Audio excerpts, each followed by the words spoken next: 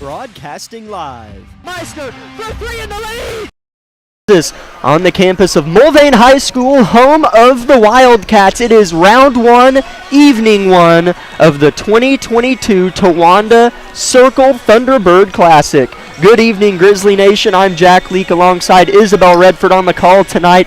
And Isabel, I'll go ahead and just ask. This is the first basketball game that you have ever called when you are not also doing the live stream. Yes. That has to feel amazing. I'm very excited because now I can focus on exactly, what's going on the floor, and trying to get the camera and the score and everything right while still talking has been quite the challenge. It's been a fun challenge, but I'm glad to just be doing one task tonight, so I'm excited. As stepping into that cameraman role is Lucas Hayward. I'm sure that you all know the Hayward family or know Lucas, so we're super excited to have Lucas with us. It felt like a long 2.5 hour drive here to Mulvane. That first hour 30 wasn't bad, but that last hour 45 minutes sure was a drag. But we're excited to be here courtside, actually, as 2 years ago they did in 2020 the Circle Tournament like they're doing it this year, switching locations.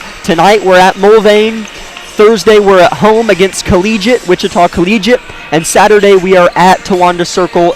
We got the evening session. That'll be girls at 6, boys to follow. As usually they do the Towanda Circle Tournament all at Towanda, but we're rotating on the road this year. Labette County, the Lady Grizzlies, will tip off in about 11 minutes. They come into this matchup at 0-1 as they fell at Bonner Springs 56-45. But Isabel, that game felt more like a 5 to 7 point game than it did an 11-point difference. Yeah, they definitely battled hard in that game, and they put their effort all the way through. So it was definitely something, even though they came up short, it was nothing short of effort. And so I think we're definitely going to see just even more improvement tonight. So hopefully we'll get a win under our belts. As even though they lost that 11-point margin, it would have been arguably a 25-30 point loss. Easy. If Caton or Landry O'Brien didn't put on, I think it was it the white jerseys? I forgot. Anyways, didn't put on the red and gold. We'll just say that. But those two girls combined for 31 of the 45. Caton O'Brien had 18. Landry had 13, a lot of those from the free throw stripe. Very efficient from there is she. But then again, Shelby Wilson, when she was in the game, was beyond productive. 2 3-pointers in the first quarter, but she had 3 personal fouls by half and 4 early third quarter. So we didn't see a lot of her. Yeah, it was definitely something, because we had talked about her in that pregame and just how we wanted to see more offensive production for her. I mean, and she can shoot threes well, she can drive, have that outside shot, and so she just got unlucky getting the first 3 fouls there pretty quick. And so hopefully that'll be something we see reduced in this game, and we'll get to see a lot more action from her tonight. Absolutely. As you know, this Labette County team is going to need that, you can have all the talent in the world in terms of underclassmen, but it seems like to really bring that circle all the way around, it takes a senior or two to make it happen. And Shelby is going to be that. Ridley Lynn is a huge part of this team. She is a senior as well. Underneath, Ridley Lynn is fantastic. Yes. We talked to Coach Vollmer about her after the game at Bonner last week, and she just praised Ridley's effort. She had, I believe it was double-digit rebounds, a lot of them on the offensive glass as well. Just talk about how Ridley holds her own in the paint, and she was going up against probably the best one-on-one player in Mariah Noel we might see all year. Yeah, exactly. That's what I was getting ready to say. She did phenomenally playing against her and defending that, and she pushed herself all hard. I remember last season she did well. We saw that defensive stride from her and that defensive effort from her, and so I was hoping to see that, and I just feel like she's taken it to another level. Yeah. She just fights no matter what, quote unquote, the play looks like, where she might be positionally. She doesn't care, and she just crashes the boards hard and goes after it no matter what. So it's definitely somebody to watch, and I know that she will put up another great performance tonight. Mulvane finished last season switching over to the Lady Wildcats. They finished at 8-13, and they lost to Labette County 45 to 32, and Labette County, again, I'm not going to say this in every pregame show. It's just something that needs to be said a couple times early in the season. A lot of those 45 points that were scored against Mulvane last year are gone. Yeah. You lose all those girls. Anna, Maddie, Ashante, Jasmine. I know I'm missing some. Lauren, Carson. I mean, you lose a ton of production. But again, we're not going to strum that same harp over and over again. These girls looked great. Another thing that really stood out to me was the activity on the defensive end of the floor. Kate O'Brien had to have had pushing 8 to 10 steals. Had to have. And again, that's going up against maybe the best offensive player we will see end to end all season. Yeah. So to start with a game like that with a new team, a new coach, I thought it couldn't have been a better start to the season to just learn. And now you come to Mulvane and play a team that you outsize. They do have a lot of returning girls. That's big. You have to watch out for that. Labette doesn't. But if Labette plays like they did against Bonner, I like Labette tonight.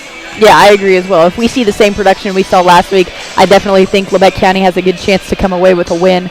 But you're exactly right. I mean, these girls played their hearts out and played against some good offensive players, especially with Mariah Noel. And so I think that we will definitely be able to see them maybe be able to have their way tonight. Hopefully they'll be able to, get out, spread the floor, run their transition without having to, be so much on the catch-up. And so hopefully we kind of get to see Brianna Vollmer and the Lady Grizzlies kind of air out that offense a little bit and see really what they're made of. This is the Grizzly Basketball pregame show brought to you by Tank Connection on 106.7 KLKC Parsons. Mulvane is 0-1 as well coming into this contest, Isabel. They lost to Wellington here on their home hardwood by 19. Didn't put up a lot of points, only scored 30. Lost it 49-30. I'll see if they uploaded stats. It doesn't look like it. Max Preps isn't always the most reliable in terms of statistics, but they were going up against a good Wellington team with a solid, lengthy defense that I believe it's the Crusaders have. And, it's not going to be as long of a team that Mulvane plays tonight, so it was a good experience for them in week number 1. But I can tell you right now, they're going to get every bit of it in terms of physicality again from Coach Vollmer's squad tonight. We're 5:40 away from tip here in Mulvane, round 1 of the Towanda Circle Classic. We'll step aside for a 2-minute break, come back with starters and more of the Tank Connection pregame show on KLKC Parsons.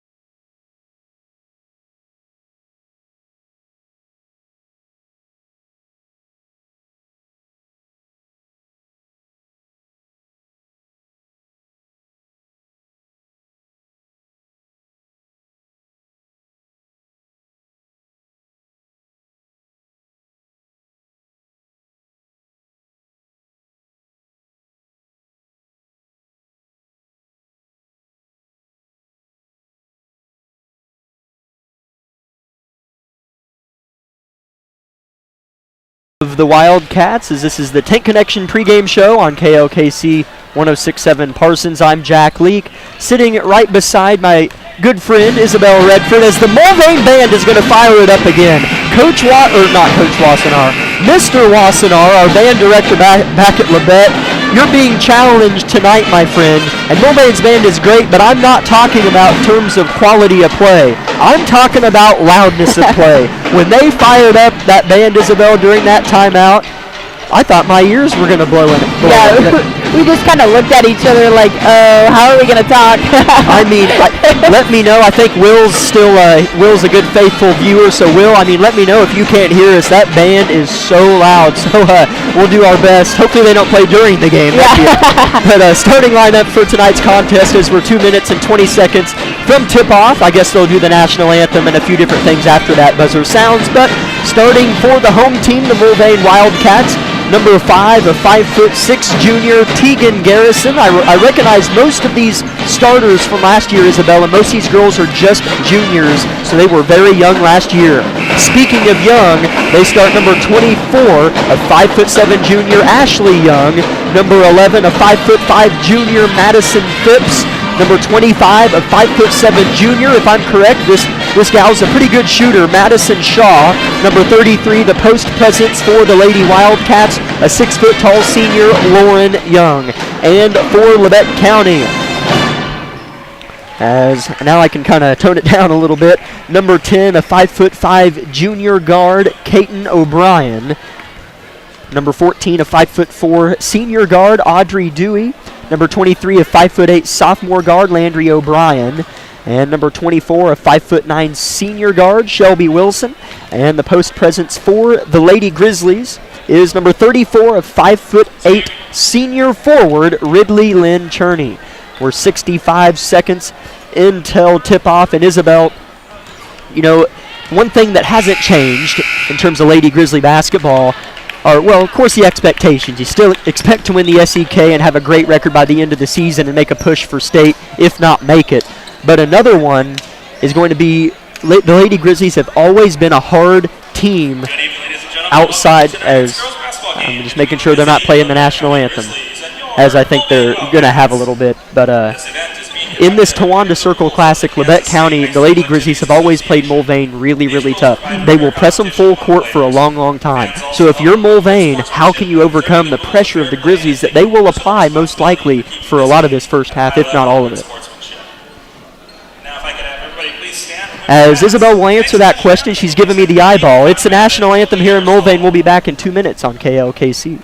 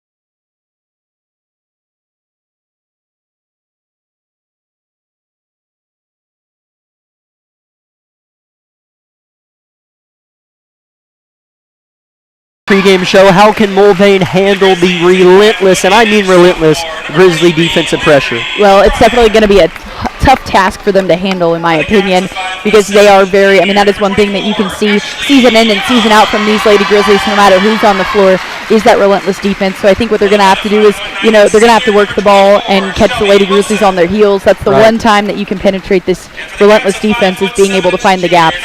And so in my opinion, that's probably going to be the way to go, is if they can work the ball, pass, get good looks inside, but even then their post defense is phenomenal. So it's definitely going to be a tough order for these ladies. As you know, on paper, it feels like Labette County, like, oh, well, we're bigger than Mulvane. Because Mulvane doesn't seem too tall over here other than their 6-foot-tall center. But, you know, just looking at these teams here right in front of us, we have a great view. Looks like a pretty good matchup. Yeah, it's good. Go ahead. Good. Yeah, Lauren Young has a nice build, and I think that that'll be a better task for Ridley than one may think coming in, just given these two teams' history. Labette County is in their road reds. I like those red jerseys with black numerals and gold trim. Mulvane is in their home whites with black trim and green striping. As we're just moments away, Lauren Young puts her foot on the Wildcat at midcourt. We'll step aside for tonight's scene setter of Grizzly basketball on KLKC.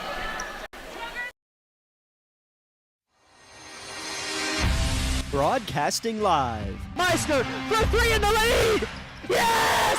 From the studio of KLKC Parsons, Wilson launches another 3, and it's pure for Shelby Wilson! This is Grizzly basketball on 106.7 FM KLKC Parsons. Unbelievable win! I cannot believe it!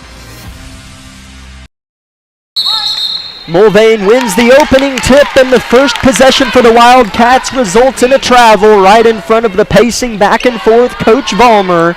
Turnover on the first possession of the ball game here in the Towanda Circle Classic. And that's exactly what we talked about in the pregame, of just that Grizzly defense being relentless, and we're seeing that in the opening possession. As Kaiten O'Brien takes it right to the rack, riding her left hip hard, was a Wildcat, and that's going to be a foul on Tegan Garrison, foul number 1 of the ball game. Kaiten was aggressive all game against Bonner. We see it immediately here. Yeah, I was just going to say the same thing. She is not even going to take a pause and from where she left off. Ridley dumps it down to Landry. Good position, no foul as she's hacked from behind. It's batted out of bounds as Cherney tried to put it back. It'll stay with Labette, though. Just 30 seconds in, score is goose egg to goose egg. Kaiten throws it in again. Movement in the front court, looking for a red jersey. Finds Ridley underneath, heaves it over the 6-foot-tall Young, and it's blocked. Gets her own miss off the block, if you will. Rebound Wildcats after the heave inbounds from Cherney. Here's Mulvane in the half-court set. Head coach Katie Carpenter for the Wildcats. Brianna Vollmer for Labette County. 7:10 to go, opening quarter. Mulvane with possession number 2. Number 1 resulted in a turnover. Here is Ashley Young backing down Landry O'Brien. Here kicks it out to Madison Shaw, who rotates it around the 3-point line. Grizzlies doing a good job keeping them from passing inside to the post here. Shaw tries to take it on the senior, stripped away. Kaiten O'Brien, you guessed it, up ahead, one-on-one. Right-hand cradle off the glass, you bet. 2-0 Labette County. Kaiten O'Brien with her first bucket of the ball game. Beautiful layup there by O'Brien, as she had no hesitation crossing over and putting it in for 2. Mulvane breaks the press this time from Labette County, but Shelby Wilson says not so fast after they get under their own goal. We'll see where they call it, out of bounds. It'll be Labette County ball. Another turnover for the Wildcats. The Grizzly pressure was beaten in the full court, but not in the half. Kaiten O'Brien jogs it up, running point for Labette County. To the left of hers, Audrey Dewey wants to take it and gives to her sister Landry. Small turnout for the home team as Labette County greatly outnumbers Mulvane fans just from the eye test. Here's Kaiten with the left, stopped underneath. Kicks it out to Wilson. Head fakes and drives baseline. Squares up off the glass. Not good. Gets her own rebound, and a foul's going to be called on Mulvane. Nice effort there by Shelby Wilson to go up and get her own rebound, because that little effort ended up in a foul. 2 minutes in, that's the first on Ashley Young and the second on Mulvane. 2-0 Labette off of Kaiten O'Brien's bucket on the last possession. Bounce pass into Ridley, facing up the 6-footer. Hook shot over her, no good. Rebound Young. Here comes Mulvane. Garrison with it, running point across the half-court line. Skip up ahead, low right block. Head fake, Young puts it on the deck and scores from about 8 feet away. 2-2, Mulvane ties it up. The three Grizzlies down on the post weren't exactly sure who to come out and guard her, and so that left her wide open for an easy bucket. Here's Ridley at the right elbow, facing the 6-footer. Now Landry in front of the one-row-deep student section of the Wildcats. Dribbles underneath the goal all the way to the opposite corner. Ball's being worked around the three-point stripe. Here's Dewey at the volleyball line, just inside that is. Deep right wing, Landry. Flashing is Caton, and she'll take it. Mulvane in a man-to-man. Crossing right to left. Cradles with the left. Up and under, layup, no good. Rebound fought for, and coming away with it is Phipps. Finds the guard, Garrison. Long skip up ahead, they have numbers. Underneath, Young for her second basket, good, and a foul going the other way. That's going to be a block on Lauren Young, as Ashley Young was just that offensive foul away from having all four of Mulvane's points. And that was just unfortunate, because that was a very, very easy bucket there by the Wildcats. As the foul was away from the play, as Lauren Young, Ashley's sister, didn't need to do anything, but the foul was committed. Here's Caton with the reverse layup. Doesn't get the Globetrotter layup to fall, but fights for the rebound. Can't find it. Mulvane ball. Caton so aggressive. Yeah, they're definitely being aggressive down there. Labette County picking him up full court. It is Caton O'Brien and Audrey Dewey. The deepest, and at half court is Landry and Shelby. They'll retreat and set up a trap in front of the bench. They break. Here's the center. Blocked from behind as she dished it away underneath the goal to the far side. Ashley Young was looking for point number 4. It stays with Mulvane off the block from Shelby Wilson. And that was a good block there by O'Brien, but that was... O'Brien, thank you. No, you're good. But the Wildcats had no pressure, no trouble breaking the press from the Grizzlies. A wide open 15-footers off the back iron for Garrison. Rebound Caton. 4:30 to go, opening quarter. Ball is thrown out of bounds. That's an uncharacteristic miss from the junior O'Brien, looking for Wilson. Checking in for the first time this evening is Nevaeh Jones. The standout junior replaces Caton O'Brien. And that was something that the Lady Grizzlies struggled with last game against Bonner, was just those unnecessary turnovers. And so hopefully we'll see that minimized. I mean, that was just an unfortunate miscue there. And Shelby wasn't ready for the pass. With a wide open lane as Phipps chooses to kick it out to Lauren Young in the corner. The 6-foot-tall center, Young, is playing beyond the three-point line. She likes to stretch the floor. She's defended by Wilson. Here is Young, right wing. Or pardon me, that is Shaw. Now Young with it. Hits a back door on Garrison. Nowhere to go. Ball is staying outside of the paint on this possession. Young with it in the corner. 4 minutes left in the first quarter. Long possession for the Wildcats. Here's Phipps. Here's a head fake. Pounding on the hardwood is Young. Forced to kick it back out. Great defense from Labette. And here's a backdoor pass out of bounds. Good defensive possession for the team in red. That is your Grizzlies. Checking in is Addison Rexwinkle for Shelby Wilson. And for the first time tonight for Mulvane, Olivia Ellis replaces Madison Phipps. That was good effort there by the Lady Grizzlies on defense. So hopefully we'll be able to see them convert some points here on this end, because they are working so hard on the defensive stops right now. As if I'm not mistaken, Addison Rexwinkle really had a good circle tournament last year in Tawanda. She gets it on a dump down from Dewey and scores! Addison Rexwinkle right away. 4-2 Labette County. Great look from Dewey. Mulvane's picked up full again. They cross the timeline. Young in the corner. Hits a cutter. Garrison off the rack. No. Tipped out of bounds. That's got to be off Mulvane. Oh, it's off of Labette. It'll stay with the Wildcats as Caton didn't get much of a breather. She's back in for Audrey Dewey. And checking in for Mulvane is Ashley Alumbaugh, replacing Ashley Young.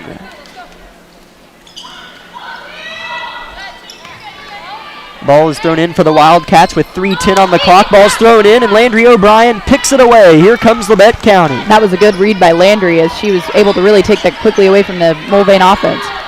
Landry dribbles off her shin, and she's going to pay. Picked up by Ellis. Just checked in. One-on-one with Jones. And she travels. Jones wins it. Good stand-up defense from the junior on the low right block. Yeah, the Grizzlies are really giving them all they can handle right now, but Labette is still struggling to convert on offense. 2:54 and counting now that Caton touches the basketball. Man-to-man defense for the Wildcats. Low-scoring affair. 4-2 Labette County. Lynn sets a screen. Landry chooses to not use it. Pushes off a bit with the left elbow. No call. Ball rotated. Here's Caton, cradling, flipping with the offhand to Landry. Cradle, shoot herself if that was a shot. Addison gets the rebound, and she's fouled on her putback. And I believe Addison will go to the line to shoot a pair. That'll be the 4th team on Mulvane, and none on Labette County so far. That's the first on a Lumbaugh. Yeah, that was a good shot effort there by Addison, as she could have easily just grabbed the ball and tried to kick it back out, but she just went up and ended up getting the foul, and so now she's shooting too. Shelby Wilson and Allie Martin set to check in. Allie for the first time tonight. Addison shoots her first and scores. Addison with 3 to Labette County 5, and both Martin and Wilson check in. Assistant coaches for Labette County are Heather Wilson and Madison Evans. Emma Honus and Chase Myers for the Wildcats. Rexwinkle looking to go 2 for 2 and does. Hit the rim twice and got the good roll. 6-2 Labette County, and they'll pick them up. Good defense the full length of the floor from Jones defending Ellis. Ellis flips it off to the near side, Shaw. Now far side in front of the official. Top of the key now. Lady Wildcats really working the perimeter, waiting on that right moment to strike, but it hasn't really come yet, Isabel. Yeah, they've spent a lot of time, I think, working the ball around the floor, definitely getting to the outside passing, but they haven't been able to get to the rim. Shaw takes one dribble, and a nice jumper from Shaw. She hits the baseline J from about 13. 6-4, Mulvane hanging around. That's definitely something I think we'll see is a much closer game this time around, as Mulvane is not wanting to go away quite yet. Jones looking for a layup and can't find it. Mulvane with the chance to tie or take the lead. Long skip up ahead. Here's Garrison driving with the left. Same shot from Shaw, except a different person. And it's off the mark. Rebound Martin. Minute 30 to go. First quarter. Labette with the 2-point lead. And here's another Labette turnover. Or is it going to tumble out? Yes, it is. As hitting the deck hard was Shaw. Couldn't handle it. Rolled off her chest. It stays with Labette. Landry O'Brien checks in for Jones. Vollmer keeping the bench. Very rotational here in the early goings.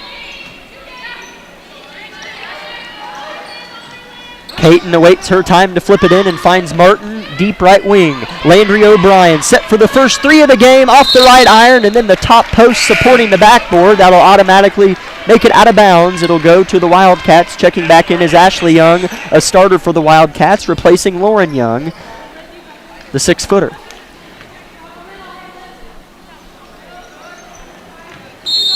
As we're going to have a foul all the way on the other end of the floor on Caton O'Brien.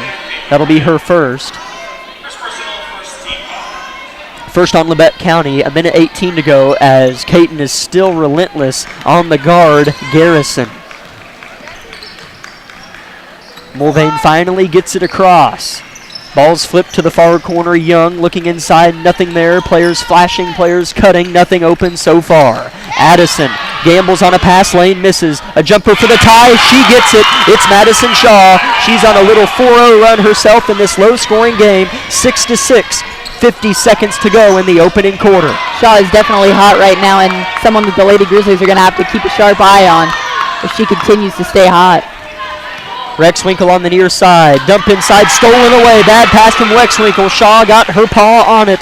35 seconds. Long pass up ahead. Mulvane's going for blood. Underneath Garrison. Floater, no. Big miss. Rebound, Caton. 30 seconds and ticking. She's wanting to move. Crossing half court. Crossing the 3-point line. He's going to call it. Travel on Caton. A couple of those against Bonner. Just a little bit too much pace for the junior. Yeah, and they've definitely been moving quickly here. Both teams actually have been trying to push the ball up, get around the other team's defense quicker. And so these ladies are definitely putting their all in this first quarter. Garrison crossing left and right behind the back. Caton tipped it, but no one can get it. She tips it again, and it's off her fingertips. She could have 4 fouls, and she would still go for the ball every second she can. 13.9 on the clock. Dewey checks in for Caton. We're knotted up at 6. Mulvane will throw it in from right in front of the Grizzly bench. This is a big defensive possession here for the Grizzlies because either team at this point can break away. I mean, they're scoring so proficiently, so we'll see what happens here. They get it in. Here's Ellis. 8 seconds. Mulvane bench is screaming. Ball's on the floor, poked away by Landry. And a jump ball. That's the right call. I thought he was going to call a foul on Landry. It'll stay with Mulvane. 5 seconds on the clock. Same situation for Mulvane, right in front of Coach Evans of Labette County. Vollmer watches from the side. Set to throw it in is Ellis. 5 seconds, 4 seconds. Finds Garrison. Crossing, spinning, stolen by Landry. Half-court heave, didn't get it off, but it almost went in. That was a very good shot there by Landry, even though it was a little late. That wasn't a bad look. At the end of one, it's Labette County 6, Mulvane 6. A low-scoring affair, but a brawl in the Towanda Circle Classic. Night number 1. We'll be back in 60 on KLKC Parsons. My name is Bria, and I'm a pharmacist at Bowen Pharmacy. I'm here today to tell you about one of our patient programs, Meds to Beds. Bowen Pharmacy South is located in the medical office building at Labette Health. Our staff works closely with the doctors, nurses, and social care workers to ensure that your transition out of the hospital is an easier and more convenient experience for you and your loved ones. If you are having inpatient or outpatient surgery, we will get your medications directly from your doctor and deliver them right to your hospital bed. If you are having a baby, we will get your medications or anything else that you may need to get your family home without the hassle of making several stops along the way. Whether you're here for a few hours or a few days, we are here at Bowen Pharmacy and Bowen Pharmacy South to help get you well without any interruption in transition of care. Just ask for Meds to Beds. At Bowen Pharmacy and Bowen Pharmacy South, we are here for you today and we are here for you tomorrow.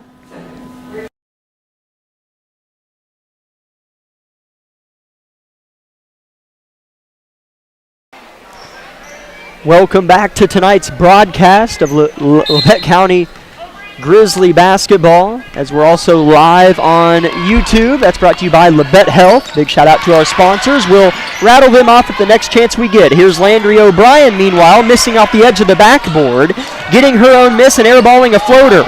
Ridley Lynn fighting on the deck, can't find it, out of bounds, Mulvane basketball. And even though Ridley didn't come up with that at the end, I mean, she tried her hardest to try to wrangle that ball in. As Kate O'Brien checked in right after the buzzer sounded there at the end of that short Mulvane possession. Meanwhile, we have a Wildcat turnover. Just blatantly tossed out of bounds. Garrison was looking for Young in the corner.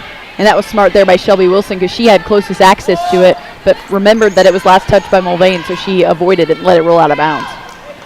Just 30 seconds into the second quarter. On the floor are all of the starters. Lynn catches it. Way high post, outside the three-point line. Underneath is Landry, flipping and scoring. A tough shot from Landry. She had to shoot it real high over her head. Yeah, it was almost like a hook shot, but she made that look easy. We're going to have a foul as Mulvane is not wasting time in transition themselves.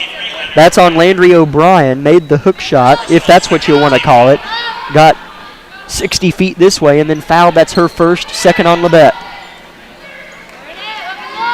Mulvane with 4 team fouls. Head fake from Young on a deep three. Kick out in the corner to their point guard, Garrison.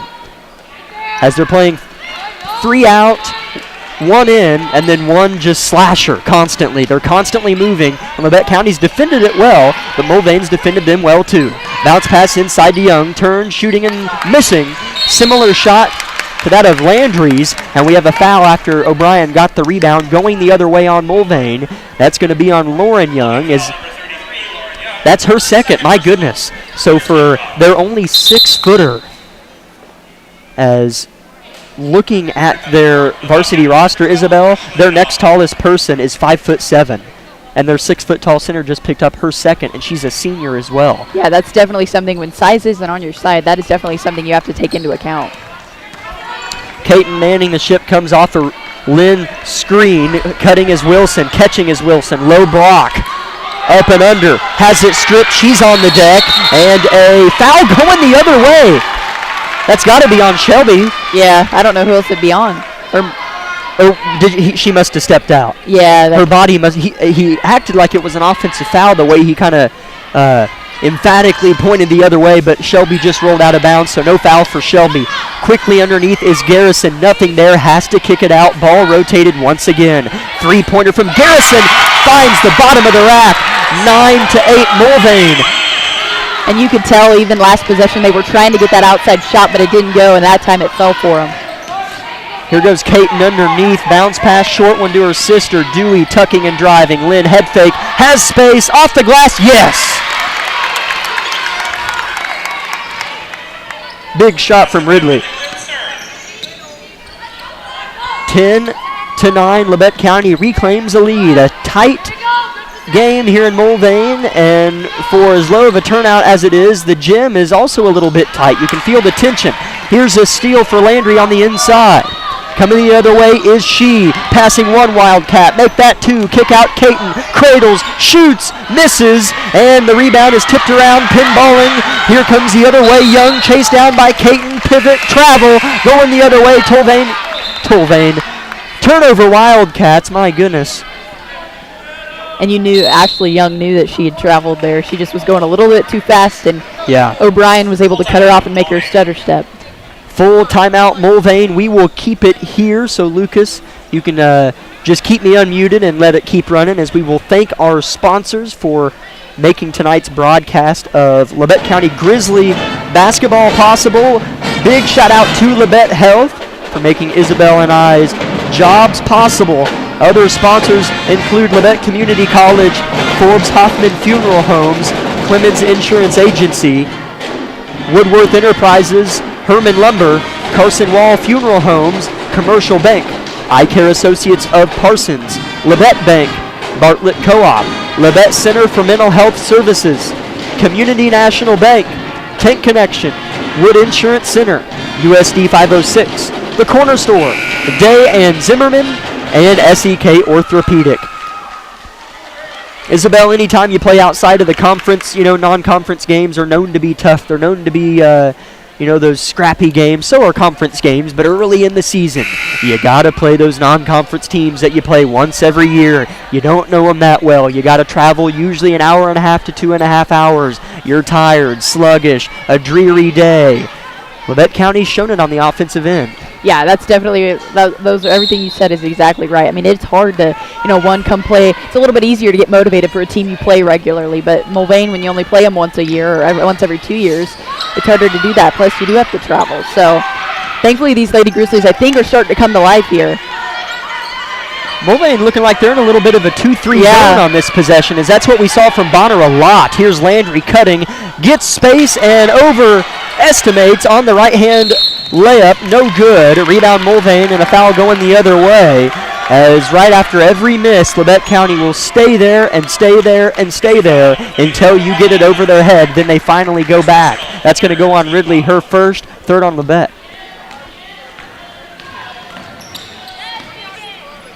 Here comes Garrison with the flip near side. Phipps, nice cut to Garrison, and she'll make the layup. Mulvane gets that 1-point lead back. Yeah, that was a beautiful transition by Mulvane to really cut up the Grizzly defense there. Jones is cut off baseline, goes behind the back. Still has it in the corner. Ridley with good position, faces, doesn't have anything. Nevaeh Jones deep three, way long. Rexwinkle tracking it down, and that's going to be off Mulvane. Did we get a signal? Yes, we did. It is off the team in white. It stays with Labette County. Good hustle from Rexwinkle. Saved a possession. Yeah, definitely. 4:30 to go in the first half. Mulvane 11, Labette County 10. Caton in front of the Mulvane cheerleaders, deep right corner.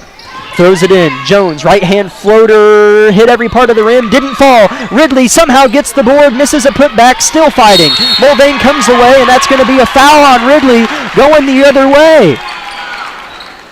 And that's just unfortunate there for Ridley, as that's her second personal foul. And she was just trying to go for the ball. Vollmer wanted a jump ball.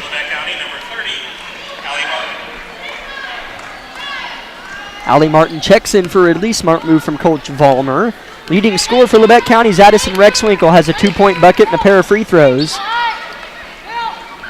Mulvane with a 1-point lead can get their largest lead of the evening on this possession. Ball's batted out by Martin. Stays with Mulvane. 4:11 to go, opening half. As at the scores table and checking in for Mulvane is Olivia Ellis. As while Brianna Vollmer has done a good job rotating players, so has Coach Carpenter of Mulvane. Bounce pass inside, stolen away by Caton, hit the deck. Hard on her left hip, finds Landry. 4 minutes and counting. Landry, full head of steam, cradling, and misses barely. rolled off the front into the rim as she was flying in like a jet and somehow still had enough touch on it for it to be close. It stays with Labette. Yeah, I definitely thought there for a second it was going in. She was moving full steam ahead. And we're going to have a foul. Finish my sentence. Going the other way on Labette County. That's 3 in a row. That's on Landry. That's her second, so you have to sit her, and Coach Vollmer does. On the floor for Labette is Kaiten O'Brien, Audrey Dewey, Shelby Wilson, Addison Rexwinkle, and Allie Martin. Labette County still in a man-to-man. Mulvane with a little bit of swagger. You can see it in their ball movement and their mannerisms. It's not as tight as it was when this game started, Isabel. Yes, I agree. They've definitely loosened up a lot, and they're not quite to the point where they're scoring at will, but they're making it pretty easy right now. Garrison looking to score. Left-hand layup. Kiss. Good. 13-10. Mulvane, largest lead of the game at 3. 3.5 minutes. First half. Rexwinkle right side. How will Labette respond to the pressure? Foul underneath. Martin caught it on the high block and was fouled from the back. That's on Shaw.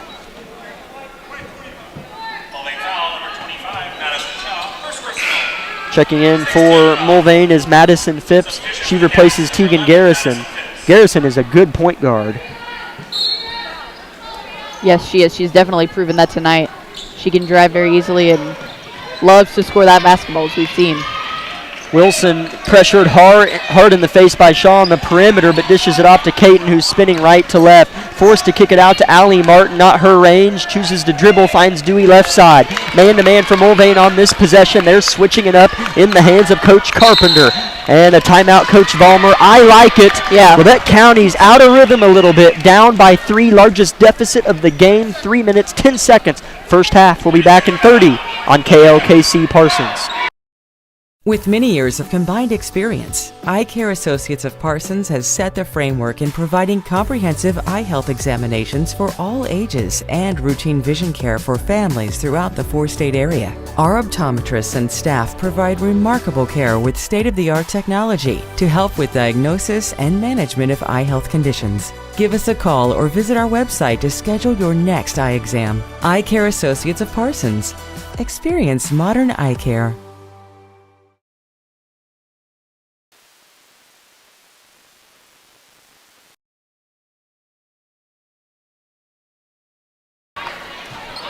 It's been stale on the offensive end for your Lady Grizzlies, at least so far tonight, but luckily their defense has kept them in it. They trail Mulvane 13-10. Addison Rexwinkle controls the opening possession out of the 32nd Coach Vollmer timeout. Here's Kaiten with a little bit of ball faking. Kicks it out to Rexwinkle. Foot on the line. Good. Long two-pointer, about as long as you can get, and it still be a 2. Rexwinkle cashes in. She's got 6 of the 12. Yeah, she's definitely put on a show for us tonight, and the Lady Grizzlies are thankful for her scoring. Steal by Kaiten on a flash underneath from Mulvane. Kaiten coming the other way. Labette County fresh out of a Vollmer timeout. Wilson looking for 3. Too short, looked good, 99% of the trip. 13-12, Mulvane maintains the lead and possession with 2.5 to go. Mulvane, though, a little bit out of tempo like they were early. Now they slow it down. Coach Carpenter yells for them to set up the offense. Looking to get it inside, and they can't. They throw it away. Miscommunication from Phipps to Shaw, and 2 Wildcats check in. It's Garrison and Young, the 6-footer, playing with 2 fouls. If she picks up one more before half, that is huge. That's huge. That'll definitely be something to talk about for the second half.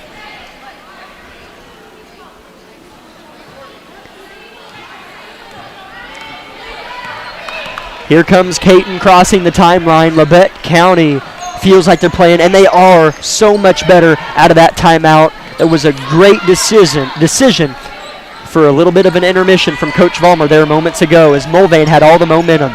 Here's Dewey backing down her defender, kissing it off the glass and scoring. Labette County on a quick 4-0 run reclaims that 1-point lead. They got to get back, though. Here comes Mulvane claiming back the lead. Credit the transition offense from Madison Shaw. She's got 6. And those girls are not afraid to take it to the rim. I think that's what Labette County's having trouble guarding right now, is everybody's going to take it. Dewey picked up her dribble and is going to throw it away. Mulvane has it on the deck. Up ahead, Young. Nobody there, and she will lay it in. 17-14 Mulvane. They have been what Labette County is, or at least is known to do, and that is be physical on the defensive end. Yeah, they're kind of giving it right back to Labette County right now. Right. I don't think the Lady Grizzlies are used to this side of a deep. 65 seconds left, and Audrey traveled. That's a good call from the far official. I didn't think he was going to call it, as Audrey had Shelby wide open, or Allie, on a cut to the basket, but a good call from that official. So Mulvane with a precious opportunity here with about a minute on the clock, up by 3. Yeah. But a big possession for the Labette County defense. We have passed the 1 minute mark. Here's Mulvane with it still beyond the perimeter, as driving into the chest of Shaw is Phipps, forced to kick it out, and does. The 6-footer pulls up awkwardly and misses. Not a good shot from Mulvane. Labette County has plenty of time, 40 seconds. Obviously the deficit doesn't matter as much. You are down by 3, just to take note. Here's Caton at the free throw line, setting up an offensive play. Wildcats in there, man-to-man. 30 seconds left. Dewey left side. Pick and roll with Wilson. No one open. Well defended by Alumbaugh. Off the bench, she is for Mulvane. Here's Caton pulling up from 12. Shoots with one hand. Air balls into the hands of Addison. Almost got the and one. As we'll go ahead and just call it a pass for you, Caton. Yeah. As that dropped right in the breadbasket of Rexwinkle's arms. And she's going to be looking for her 7th and 8th points of the night from the free throw line. And she has definitely been a playmaker here tonight. She can get the Wildcat lead to 1. That's the best she can do from the line. First is good. She's 3 for 3 from the charity stripe tonight. 1 more to come. 17-15 Mulvane with 16 seconds left in the half. 2 dribbles, a spin, a release, and a good free throw. She has definitely been putting the work in on those free throws, as she has shot those extremely well tonight. Mulvane with 10 seconds. Rexwinkle really defending the ball.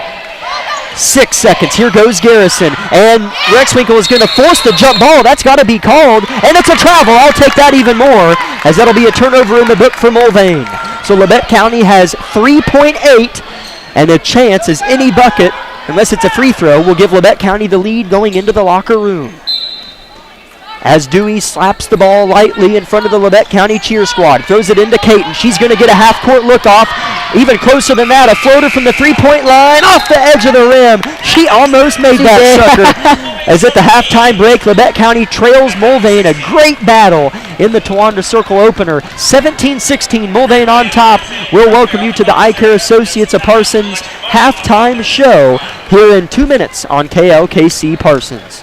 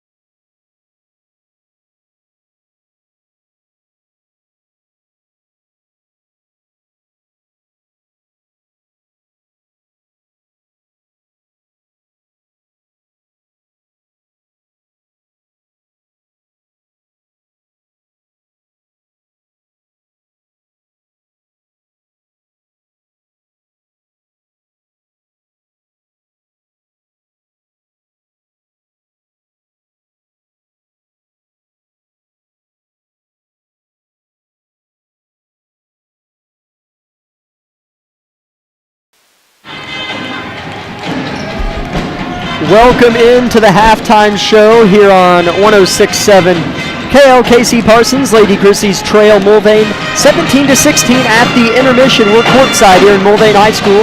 Jack Leak alongside Isabel Redford. As Isabel, that was a defensive slugfest. It was.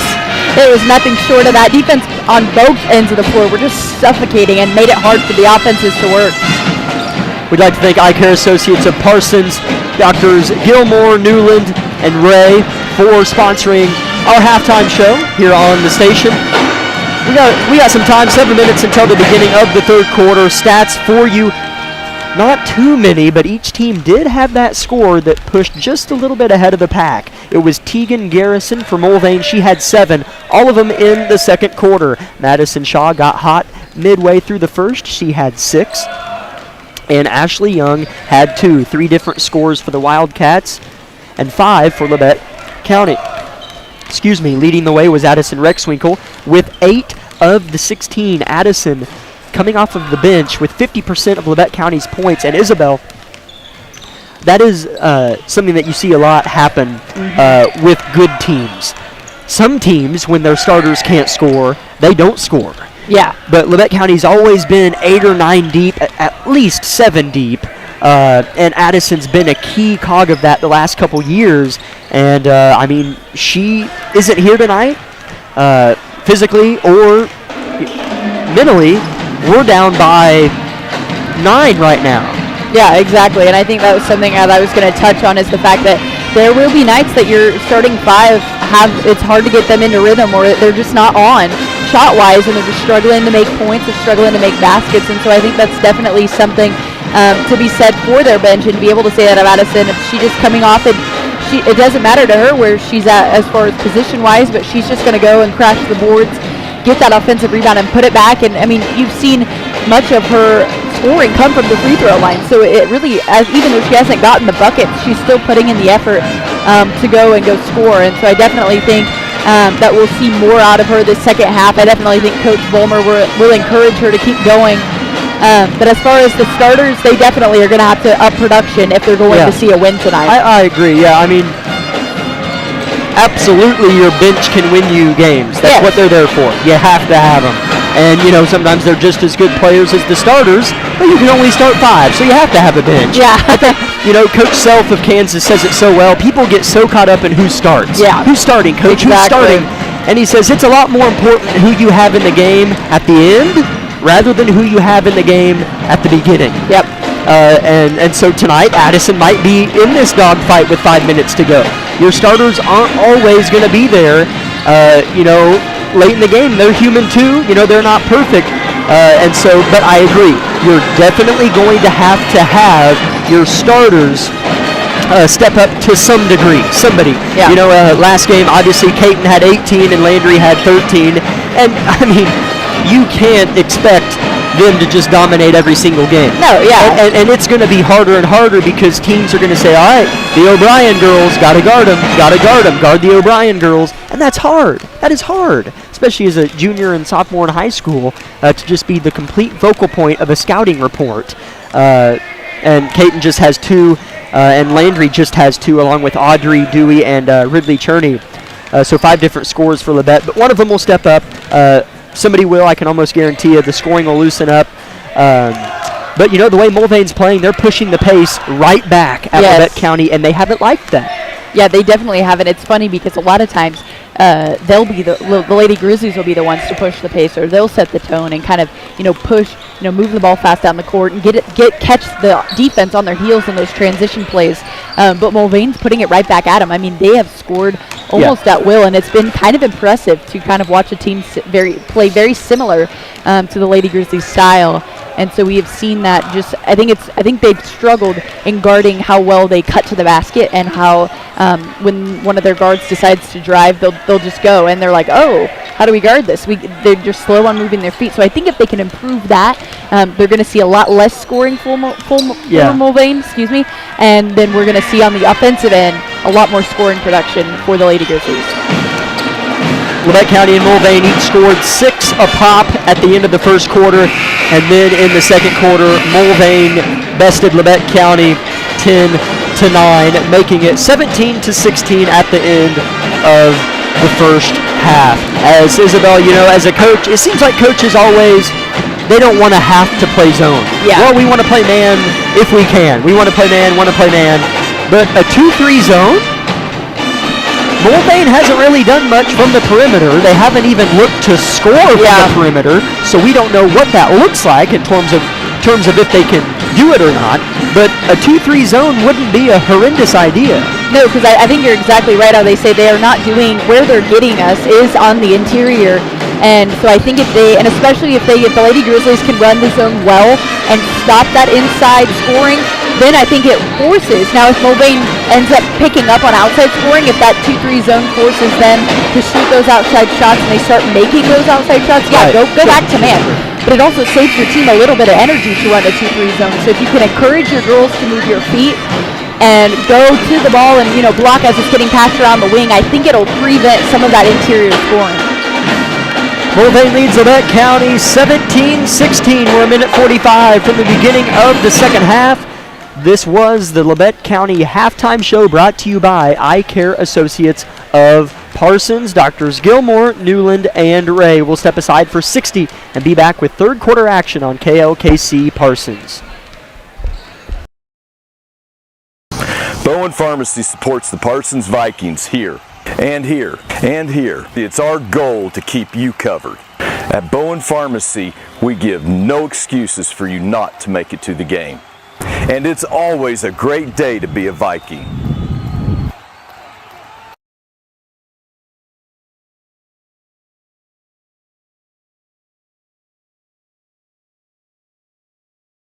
V93.5 is your home for the best variety of the 80s, 90s, and today. Get your day started with the Anna and Raven Morning Show. You're the judge during couples court. Couples share their disagreement, and then you decide who's right. Think you know pop culture trivia? It could pay off, and you score the cash jackpot when you play Can't Beat Raven. Krause in the House gets you home every weekday afternoon starting at 2. Stream us anytime, anywhere at KLKCradio.com.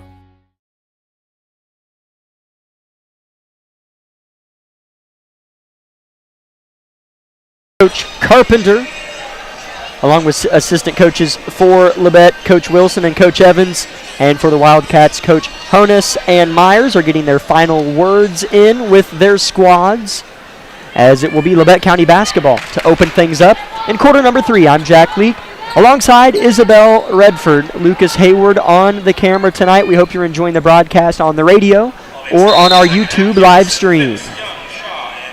Starters are in the game for Labette County. I believe the most in terms of fouls is Ridley with 2. His foul trouble was a huge problem at Bonner. Here's Dewey with it on the right wing. First possession of the second half, Labette trailing by a point. Here's Caton on the deep right side as Vollmer is standing decent ways away from the bench. Just watches on. Ridley, a little bunny, is no good. Rebounded by Young of Mulvane. They have their starters in as well. Long skip. This is what they did in the first half. Well, rejected by Wilson at the rim. And it's going to be a jump ball. It'll stay with Mulvane. But a nice block for Wilson's second of the game. Yeah, that was definitely clean. I mean, you can see how much more aggressive she's playing now that she's not stuck with so many fouls going into the second half. That's a good point. Just 30 seconds in, Mulvane with possession number 1 of the third quarter. Left side, Garrison made one earlier, no good from deep. Rebound, Caton pushing the pace. It's her and Dewey against Young and Garrison, and Young will win it and then lose it out of bounds. She intercepted the pass and then couldn't handle it. It'll stay with Labette County. Caton throws it in under the basket. Stack formation, 2 at each elbow for Labette, and they break away. Caton dumps it over the top to Dewey at the left elbow. Looking for Landry, and that's a double dribble on Audrey. It's just those little things. A lot of travels. That's the first double dribble of the game.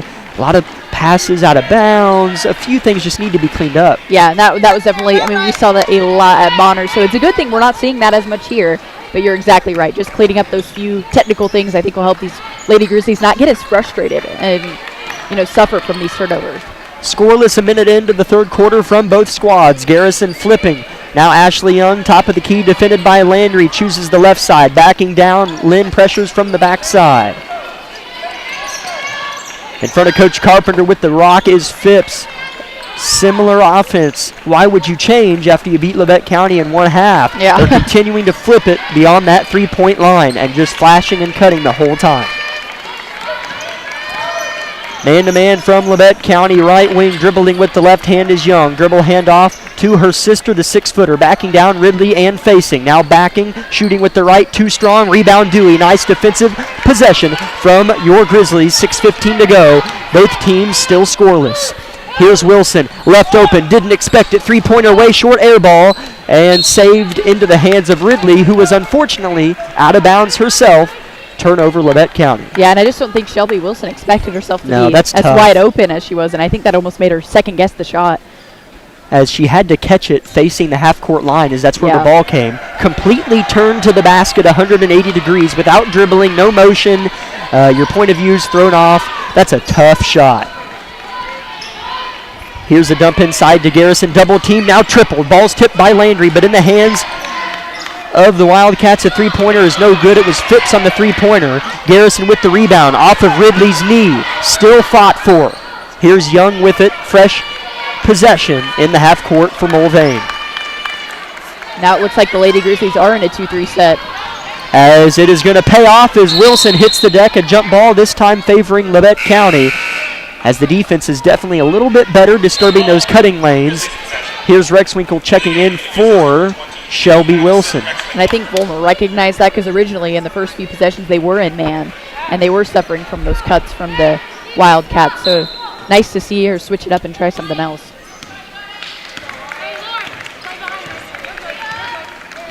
O'Brien dribbling the basketball. You can hear faintly in the background. Here's Rexwinkle at the free throw line. Dribble handoff. Nice job. Caton gets the floater to go, fading to the out of bounds line underneath her own goal. Caton O'Brien. First basket of the second half. Long flip up ahead. Mulvane with great position, and the scoring opens up for the Wildcats as well. That's Ashley Young. They have definitely proven to us tonight that they can run a transition offense. Caton looking for a 4-0 run off the back iron. Rexwinkle fighting off her tips out of bounds. And you can tell both of these teams kind of want to break away. I mean, neither have really been able to score and capitalize on like the 2 points, and then it goes back to the other team. So we'll see if any of that happens, but it is definitely an evenly matched ball game tonight. As a name I remember for Mulvane, Carly Kanaga, a good guard who's a senior, I remember very well from last year. Haven't seen her. Hope that situation is okay. Here's a steal from Rexwinkle. 2-on-2 bounce pass off the foot of Mulvane. That's Shaw. It'll stay with Labette, as that was one of the better transition pushes off a steal we've seen. As Allie Martin checks in for Ridley. 4:30 on the clock. Third quarter, Labette trailing by a point. Each team with just a basket here in the second half. Allie Martin catches deep right corner. Looking for a cutting Landry, not there. Back to the inbounder, Caton. Defended by Garrison. Guard on guard. Here's Martin in the short corner. Reverses it. Ball's yet to hit the left side of the floor on this possession. Labette County motioning. Dewey goes to the corner, creating space for Caton. There's no way that's offensive. And it is on Mulvane. Thank you. As that's the first foul of the second half. That's the first on third on Garrison. Wow. As she's going to stay in as two Mulvanes check in. It's Ashley Alumbaugh and Olivia Ellis in for the Wildcats.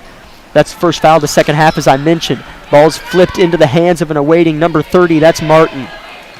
Landry right side, the sophomore, lowers, finds Martin short corner with a little bit of a head fake touch. Here's Caton. Left elbow, that's going to be offensive. Gosh, they are so prone to call that tonight. Pardon for my unprofessional gesture there, but that official has been so quick. You cannot extend your elbow at all, or he is going to call a charge. That's 2 on Caton. 4 minutes and counting, third quarter. Here's Mulvane. Here's a three-pointer from Ellis. Good. The Lady Grizzlies are definitely going to have to respond because that made this crowd come alive. Pressure's on for the Grizzlies. Can they respond? That is the first shot attempt for Ellis. It's 22-18 Mulvane. Martin travels, turnover Labette County.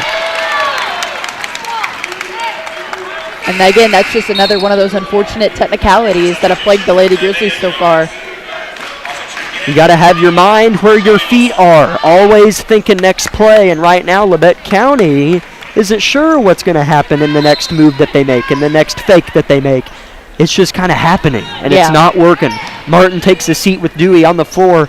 Both O'Briens, Rex Winkle, Shelby Wilson, and Nevaeh Jones checks in.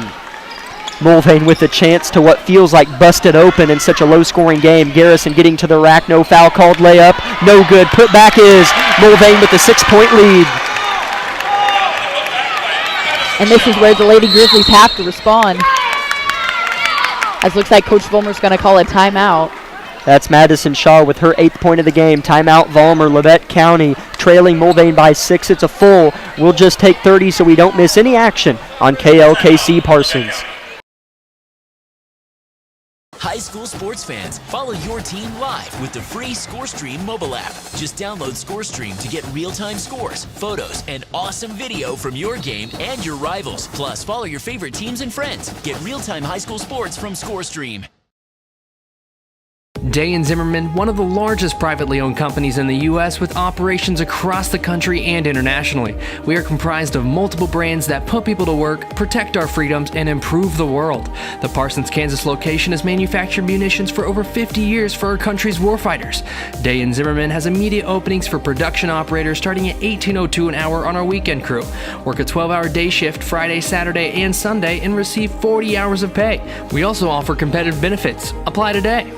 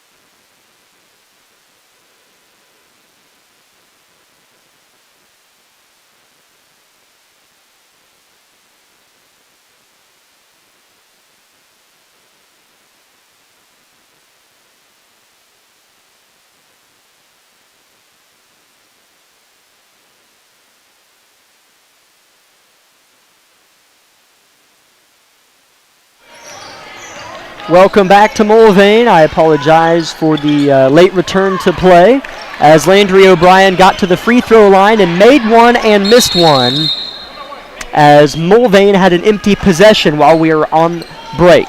So, as Mulvane calls a timeout, this is a perfect time to recap, Isabel. Labette County won that short 30 seconds of play in between Coach Vollmer and Coach Carpenter's timeouts. 24-19 Mulvane on top.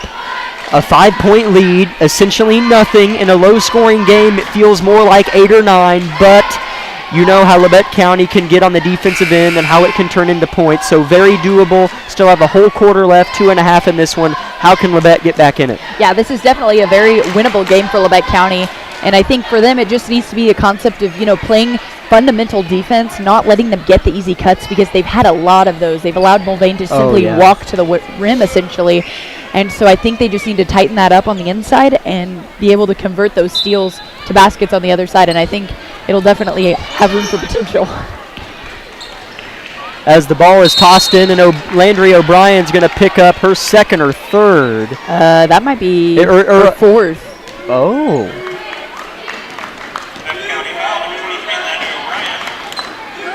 It's the second on Labette, unless it's... that's her third. Okay. Landry's I was third. scared there. I was like, Team second. Mulvane throws it in. 24-19. Mulvane. Ball is in the corner. Bench player Ellis gives it to the starter Shaw, who's been streaky.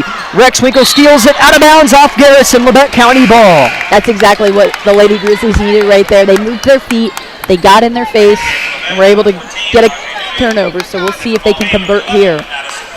Audrey Dewey checks in for Landry O'Brien. Couple Wildcats check in. We'll just rattle them all off. I missed a couple of them. In the game is Garrison, Phipps, Shaw, Young, that's Lauren Young, the center, and Ashley Young. Labette County, 2 minutes to go, third quarter, 5-point deficit. Caden O'Brien with it, commanding the ship. Head fake, up and under, kick out to Dewey as nothing was there. Dewey spinning, shooting, that's going to be a travel. As Dewey just gets a little bit slippery with those pivot foot.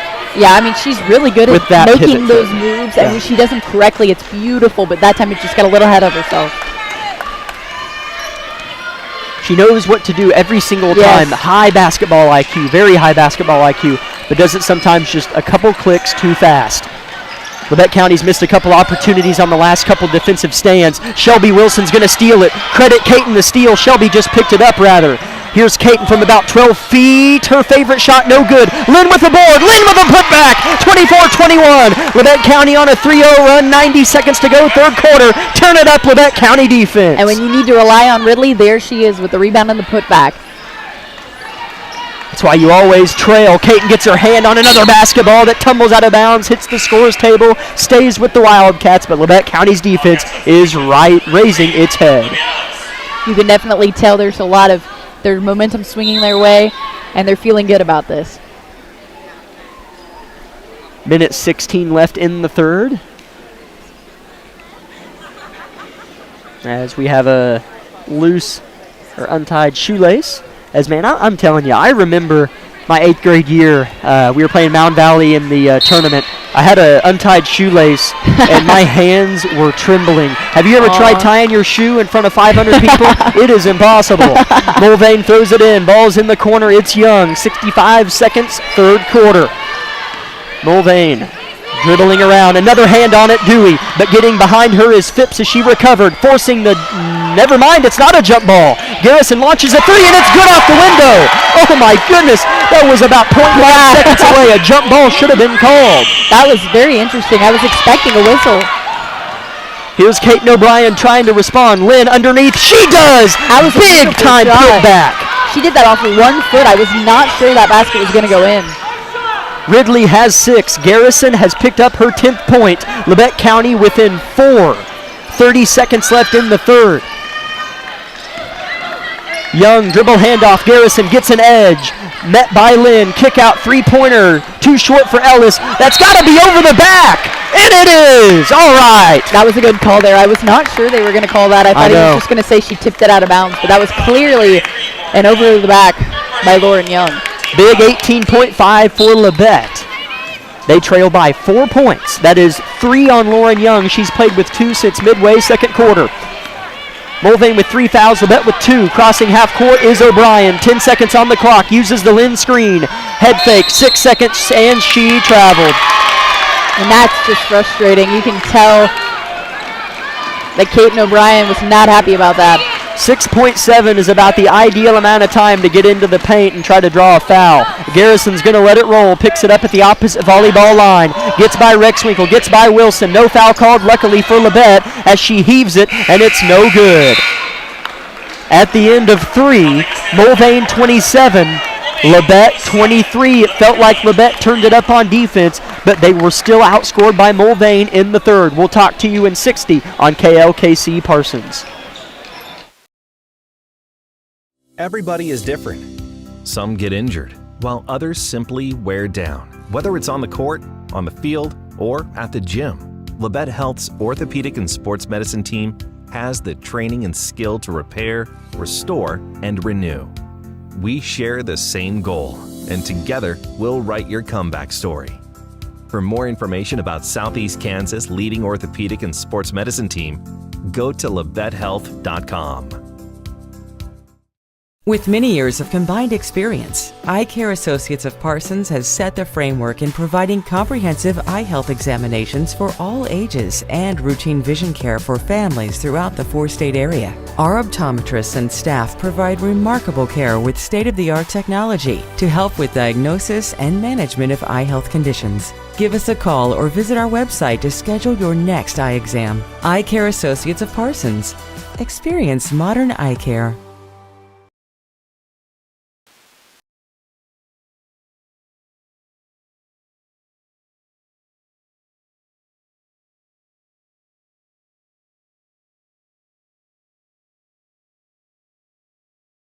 Mulvane, your Lady Grizzlies trail the Lady Wildcats of Mulvane 27-23 and will have to buckle down and play some defense on the first possession of the final quarter.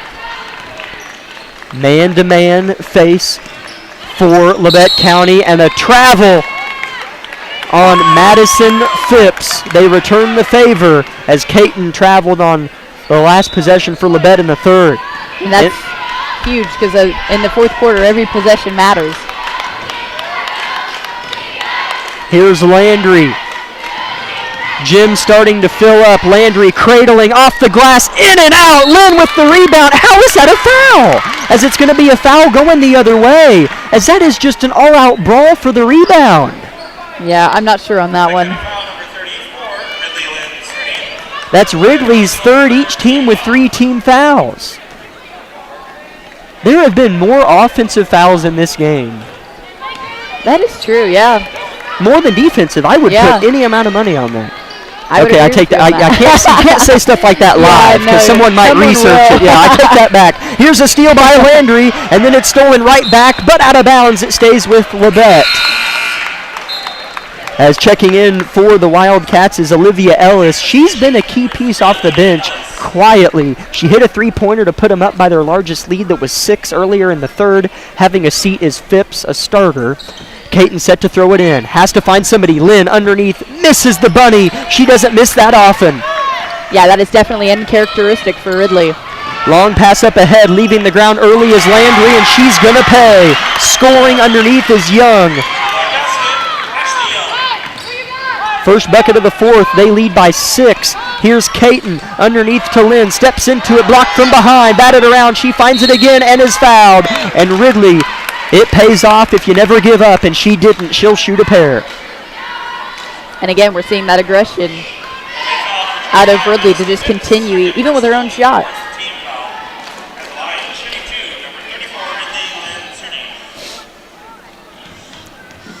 Ridley 3 dribbles and a spin. Big free throws. In and out the first. Looked good. Gets one more. That's 14 fouls on Mulvane. 6:57 left in the ball game.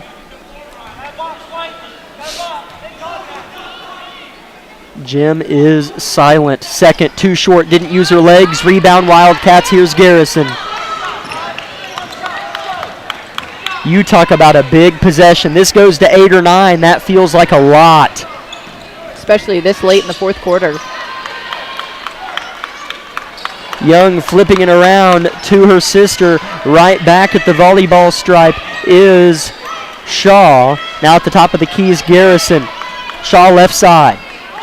As Mulvane's choosing to burn some clock, and sometimes when a team gets conservative, that's when production comes to a halt. But we'll see how it turns out for Mulvane. Getting her hand on it is Caton O'Brien. Up ahead, Landry with it to her sister. Underneath, layup is no good from Caton.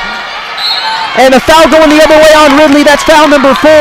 That was about the worst sequence you could have asked for. An uncharacteristic miss from Caton O'Brien. Yeah, and it just seems there'd be a lid or something on that basket because that's 5 shots now that have gone in and out. 29-23 Mulvane. Coach Carpenter can smell her team's first victory of the season. She is pacing up and down to our left, and a travel on Young. So Mulvane keeps giving Labette opportunities. That's helpful, but it hurts even more when you can't capitalize. Yeah, and I was just getting ready to say, that's the important thing you have to do off these turnovers is capitalize. And the Labette Grizzlies have struggled to do that tonight. Labette County scored just 7 points in 10 minutes in the second half. They have 6 more to make something happen. They have to win the next 6 minutes by 7 points or more. Landry misses a wide open layup. And the rebound is in the corner to Mulvane, and a foul on Rexwinkle. Labette County needs to just get back and play half-court defense. Yeah, at this point, that would be the best case scenario for him, because giving away these easy fouls, thankfully that's Addison's first, but that's going to put some of these girls into foul trouble if they keep playing that way. That's 5 team fouls on Labette County, 4 on Mulvane, 5.5 to go. Clock is looking awful thin, as blowing by Rexwinkle is Garrison. Here's O'Brien working hard on the perimeter with her sisters. Ball being flipped back and forth. Garrison throws it to the near side. Here's the 6-footer defended by Ridley. Gives about a 3-stepped cushion. Back to the top, Ellis. Mulvane definitely electing to take a conservative route and burn some clock. Timeout, Coach Carpenter. So Labette County has to outscore Mulvane by 7 points in the next 5:14, and it starts on the defensive end. And you can't miss layups on the offensive side. We'll thank Labette Health for making tonight's broadcast of Grizzly basketball possible. Other sponsors for tonight's broadcast include Labette Community College, Forbes Hoffman Funeral Homes, Clemens Insurance Agency, Woodworth Enterprises, Herman Lumber, Carson Wall Funeral Homes, Commercial Bank, Eye Care Associates of Parsons, Labette Bank, Bartlett Co-op, Labette Center for Mental Health Services, Community National Bank, Tank Connection, Wood Insurance Center, USD 506, The Corner Store, Day and Zimmerman, and SEK Orthopedic. Isabel, what can Labette do offensively to get back in it? I mean, at this point, they just need to score. They need to get an easy look or something to get their offense rolling, because right now they have not been able to get anything to fall, and that's really what's hurting them right now. Mulvane continuing to burn clock. Here's Young with it. Not defended by anybody. She didn't really need to pass it, as Ridley's given her a 6-foot cushion. Wilson with a little bit of ball pressure here beyond the arc near the top of the key. Here's hands from Dewey, hitting the deck hard. Lynn gambles on a pass lane, doesn't get it. Mulvane with numbers at the back of Labette County. Here's a head fake, a shot, it's good. Mulvane with about perfect offense. You take off about 45 seconds and score. Biggest lead of the game is out to 8 for Mulvane. Yeah, that was definitely a golden possession there by Mulvane as they continue to stretch the lead. 4.5 to go in the game. Labette County can't really have many more empty possessions. Landry gets by the 6-footer and scores. And that's definitely a start. And that was a smart, just easy layup there by Landry. So we need to continue to see that. Here's Wilson on the ball. With it is Shaw. She'll give it up. Same offense for Mulvane, just going to burn some clock. 4:05 to go. As Labette County fans behind us are encouraging Ridley to get out on Lauren Young. She's given her a cushion about all night on that 3-point line. Here's a double and a double dribble! As I like the double from Landry O'Brien, and I think it was Audrey, or was it Shelby over here? But regardless, Landry O'Brien was the second defender to come over and create the double. Here comes Kaiten O'Brien. Cool, calm, and collected. Crosses the Wildcat. Painted in green at midcourt. 3:45 to go. Labette trails by 6. That's 3 2-point baskets. Rexwinkle with a great night. Cradles, misses, rebound Young. A good look, though, from Rexwinkle. Oh, that hurts. It was a good look. That shot just didn't fall, so you can't be mad at Addison for that one. 3.5 to go. Now you're getting to the point where an empty possession is nearly unacceptable, as you're going to have to guard the basketball. Too much of a cushion is being given on the defensive end. Coach Vollmer begging him to get out on the basketball, as there's way too much of a cushion here. Yeah, I'm not sure why they were doing that. I don't know if she... You don't want to foul right now, as Lynn's awful close to her, and a timeout, Coach Carpenter. And that's good. That's what you want to have happen, is to force the coach to call a timeout. As we'll go ahead and step aside for 30 seconds. This is Grizzly basketball. They trail by 6 with 3 to go. 30 on KLKC Parsons. Bowen Pharmacy supports the Parsons Vikings here, and here, and here. It's our goal to keep you covered. At Bowen Pharmacy, we give no excuses for you not to make it to the game. And it's always a great day to be a Viking. V93.5 is your home for the best variety of the 80s, 90s, and today. Get your day started with the Anna and Raven Morning Show. You're the judge during couples court. Couples share their disagreement, and then you decide who's right. Think you know pop culture trivia? It could pay off, and you score the cash jackpot when you play Can't Beat Raven. Krause in the House gets you home every weekday afternoon starting at 2. Stream us anytime, anywhere at KLKCradio.com. And you score 2 points in the first 5 minutes of the fourth quarter, you probably shouldn't be winning. Yeah, no, I definitely agree. They have completely lacked on offensive production this quarter, and I think that is a huge reason you're seeing them down by 6 with 3 minutes, just over 3 minutes to go in this quarter. So they're going to have to either really ramp up production or they will not close out this ball game. 9 points in 13 minutes of play for Labette County in the second half. Not going to cut it. At least so far it hasn't. 3 minutes and counting as Mulvane throws it in. O'Brien active in the corner. Here's a double team, a good double team, and a travel on the 6-footer again. As I'm telling you, you double team her, she gets a little bit nervous. Yeah, I would too. Yeah, well, yeah. When you got two girls standing around you flailing their arms, it can cause you to get a little nervous, but that was definitely a smart, they didn't foul, that was a smart defensive possession there by the Lady Grizzlies. The next goal for Labette County has to be to flip the pressure. It's all on them. Landry loses it, turnover Labette. Here comes Mulvane. Landry still pressuring the ball. She picks up her dribble. Poor decision. They heave it. They're beat. 2-on-1. Lynn on the 6-footer. It's good. 33-25. Lead is to 8 for Mulvane with 2.5 to go. Caton switches right to left, gets the layup to go. Big time make for Caton O'Brien. Labette County still just 3 baskets away from tying it. Timeout, Coach Vollmer. We'll keep it here and talk about it. Isabel, 2:19 to go, down 6. Mulvane is scoring on a frequent basis. Yes. That has to stop. But, I mean, the double team has worked. Yes.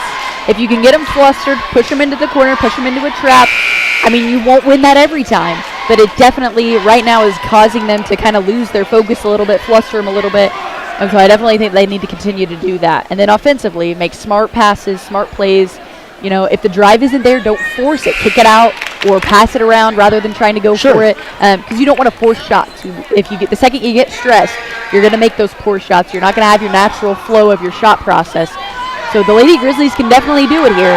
They're just going to have to buckle down and play some unreal defense and then focus on making baskets on the other end. Labette County hasn't made a 3 all night, and that's actually something that it's hard to win a game when you don't make a 3 if you think about it.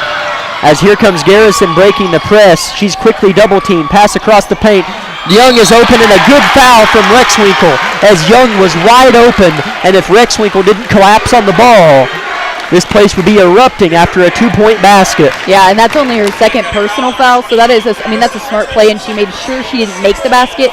So even if she scores 2 here, Addison's forcing her to earn those points. I'm not even sold it was a foul. That was a good play on the ball from Addison. As Young's first free throw, 2 dribbles, holds the rock, lets it go, and connects.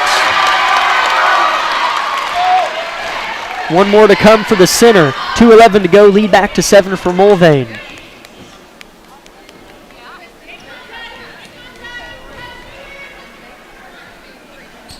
Second free throw, too strong. Rebound, Caton O'Brien. 2:08 to go, down 7. Here comes Labette County. She rides the hip. Off the glass, no good. Tipped out by Mulvane. It stays with Labette.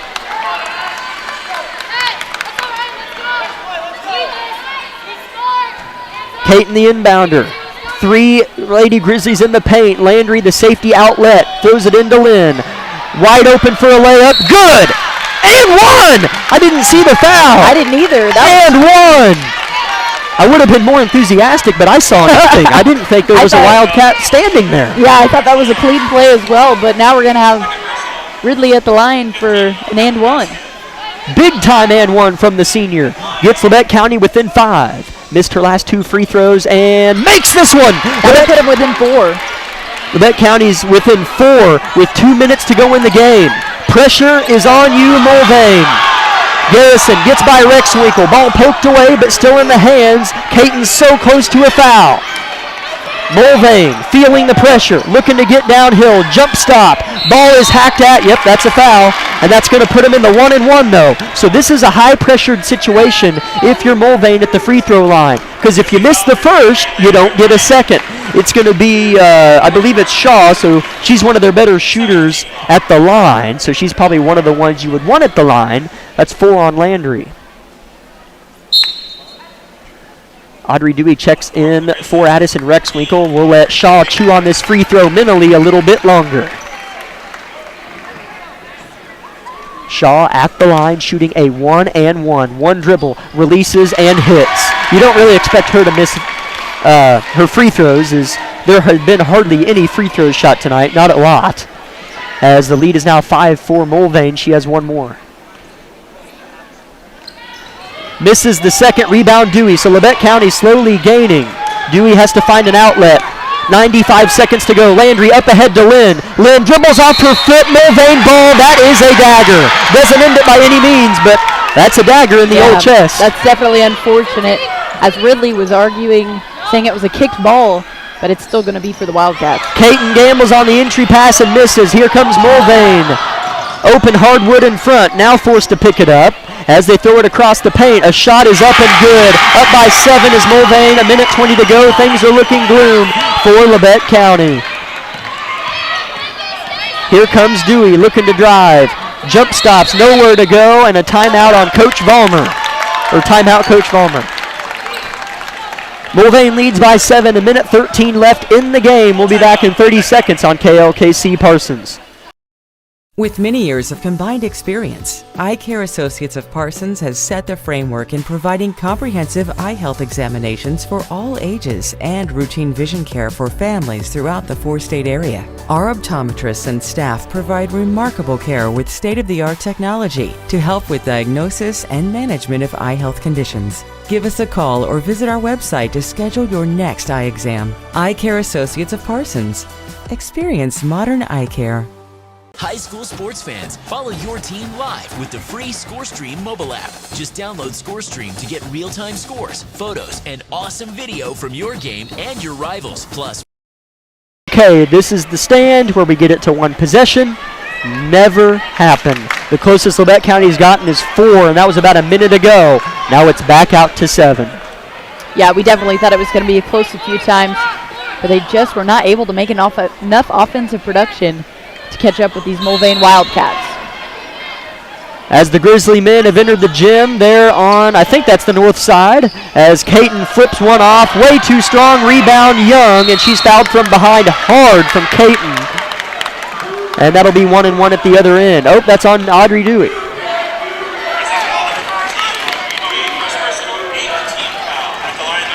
8th team foul on Labette, that's the first on Audrey, and it's 1-and-1 for Lauren Young. Nevaeh Jones checks in, probably for Audrey, and it is. Good minutes from Audrey Dewey. If you look up the definition of hustle in the dictionary, you'll find Audrey Dewey's name pasted right there. Front end of the 1-and-1's good.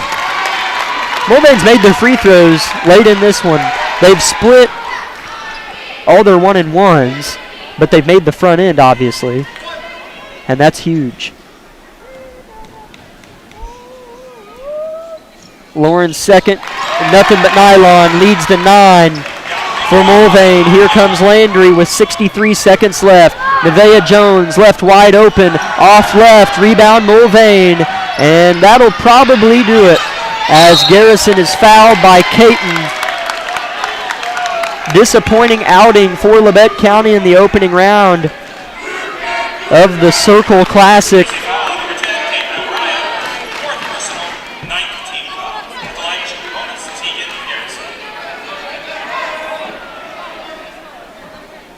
Garrison's going to be at the line still shooting 1-and-1 as that's 4 on Caton. 9 team on Labette. Front end is too short. Rebound Young. And she's just going to shoot it. I don't know why. And miss. Rebound Jones and a foul on Mulvane. I don't know why, as Coach Carpenter can't believe it either. She's just like, hey, get back. Yeah, I wouldn't see a need for them to foul being up 9.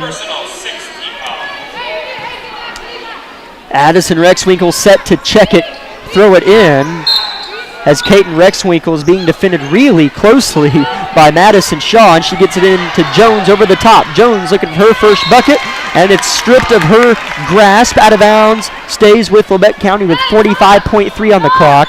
Down by 9 is Labette County, just a 30-point outing so far for Labette in this one. Landry O'Brien thought about a deep three, shoots a deep step back, two, and connects. We haven't seen a lot of those O'Brien 15-footers that we saw at Bonner. And we finally see one from Landry, and it's good. Labette County gets the lead back to 7. It is a full, so we'll step aside for 30 with 38 seconds left from Mulvane here on KLKC Parsons. Day & Zimmerman, one of the largest privately owned companies in the U.S. with operations across the country and internationally. We are comprised of multiple brands that put people to work, protect our freedoms, and improve the world. The Parsons, Kansas location has manufactured munitions for over 50 years for our country's warfighters. Day & Zimmerman has immediate openings for production operators starting at $18.02 an hour on our weekend crew. Work a 12-hour day shift Friday, Saturday, and Sunday and receive 40 hours of pay. We also offer competitive benefits. Apply today.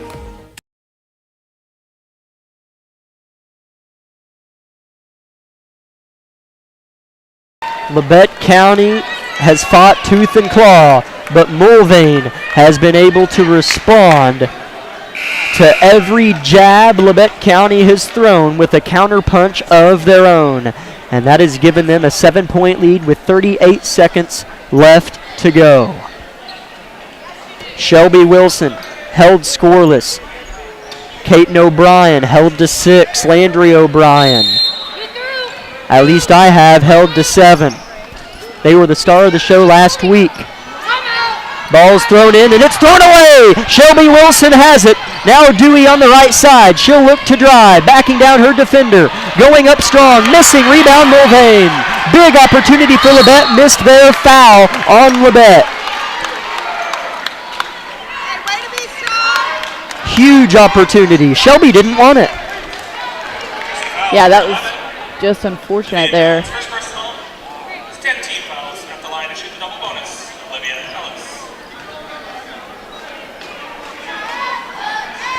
It's Olivia Ellis at the line. She has 3 points on the evening, made a big three-pointer in the third to get the Mulvane lead to 7. Her first free throw is in and out with 28 even on the clock on both ends of Mulvane Gymnasium. Checking in is Kaiten O'Brien, replacing Nevaeh Jones.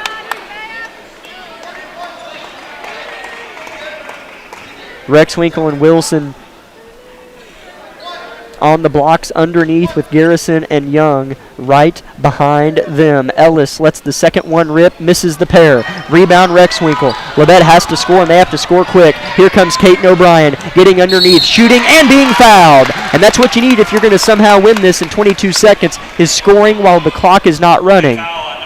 Yeah, and Bulmer even pointed. Kaiten was on the bench and at this last free throw, and Bulmer said, go get in. And so she knew what she wanted out of Kaiten O'Brien. Kaiten makes the first perfectly. Labette County trails by 6. They can get it to 5 here. It was at 9 not too long ago. Kaiten makes them both. They'll never give up. Ball is inbounded, down by 5, and a foul is called. A foul purposefully. Landry was doing that on Madison Shaw, who was the recipient of the foul from Landry. Gosh, that was hard for me to explain for some reason. As Landry will foul out of the ball game. And Shaw's at the line shooting 2. Ridley Lynn checks in. She's playing with 3 or 4, I believe. I think 4. As Shaw's been good from the line. Makes the first. Nobody set to check in after the first made free throw from Shaw. Her second is good. Lead back to 7 for Mulvane, 18 seconds to go. Clock will run as it's touched by Rexwinkle. Dewey with it in the corner, taking a lot of time off, throws it out of bounds. Off the hands of Kaiten O'Brien, Mulvane ball, and that'll do it. 12 seconds left, down by 7. It'll take a miracle, but it looks like Labette's going to fall to 0-2, as this one was much more of a heartbreaker than the game against Bonner. as we'll see if Labette fouls again. Lynn's going to go for a steal and miss, and they'll foul, but it didn't look like it was on purpose as Lauren Young hit the deck hard, slid, and hit the wrestling mat underneath the basket. Seemed to be in a little bit of pain, but she's okay, wearing an ankle brace on her right ankle. She'll be at the line shooting 2 with 7.8 on the clock. That's the second on Audrey Dewey.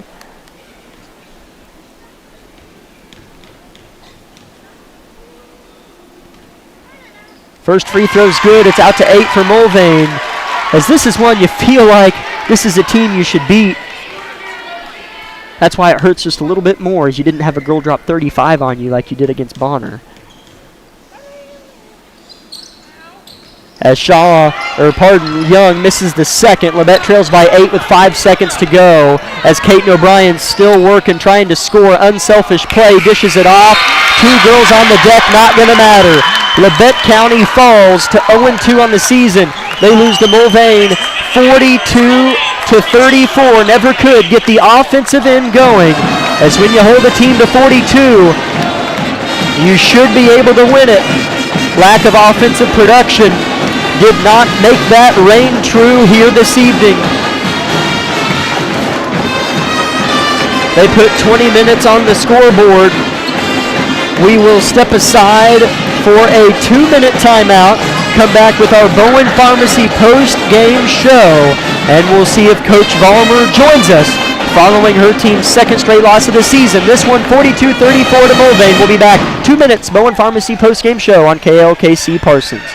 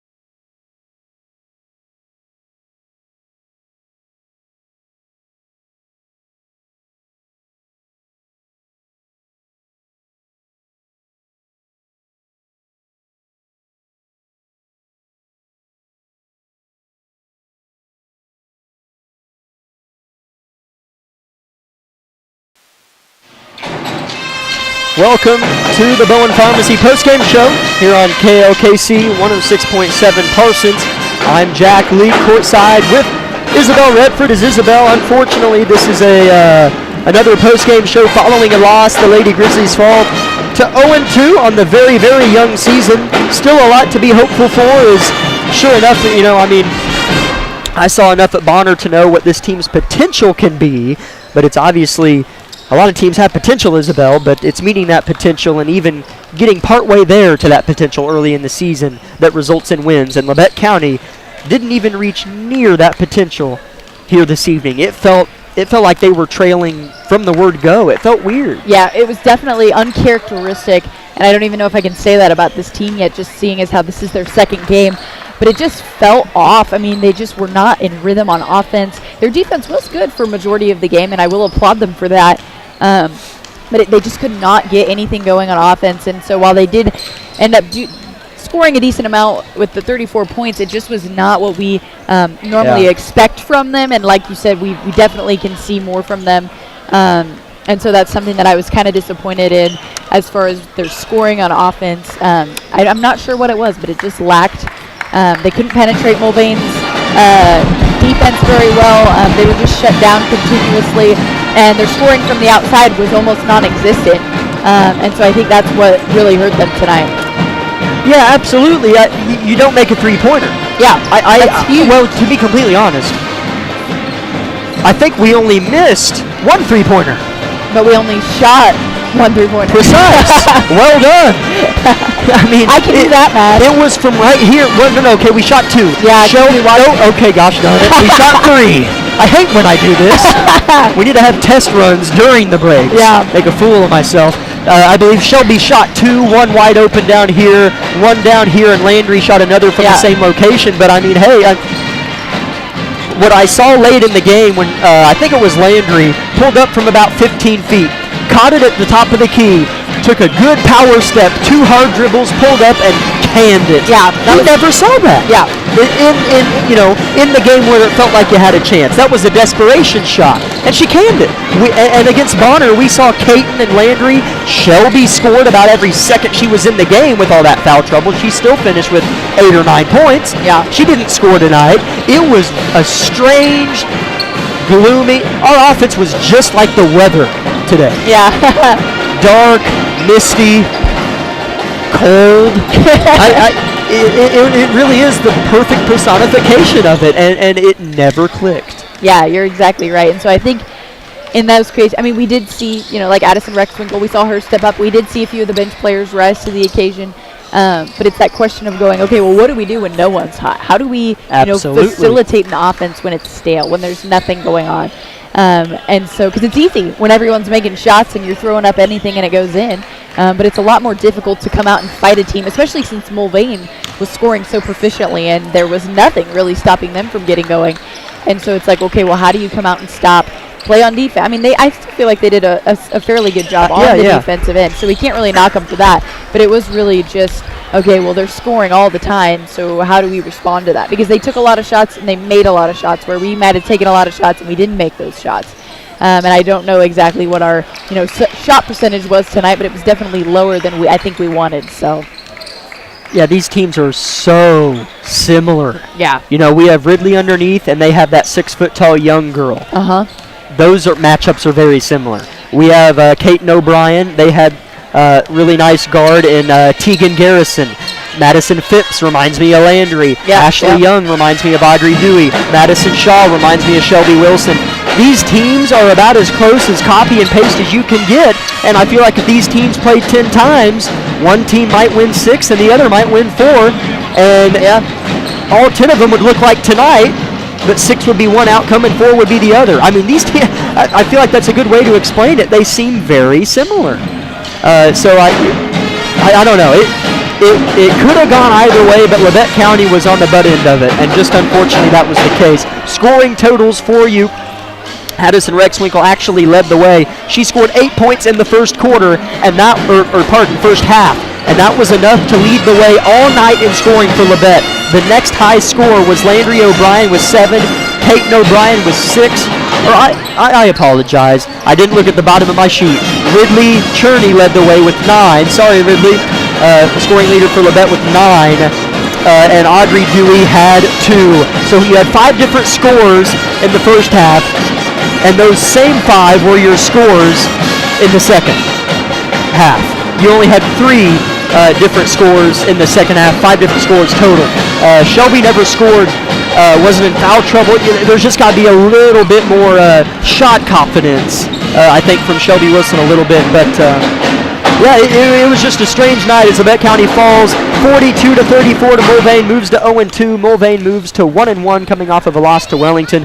We're 12 minutes and 20 seconds away from the beginning of our men's contest. That's a juicy one that we have in store, and we will start with a 2-minute timeout and come back with our pregame show brought to you by Tank Connection for our boys contest, with a tentative interview with Coach Vollmer pending, as I'm sure she's still in the locker room currently talking to her team. But at any time we might have her join us. Hopefully it's before tip this time, but we'll definitely interview Vollmer if she approaches. 2 minutes, back with our pregame show on KLKC Parsons.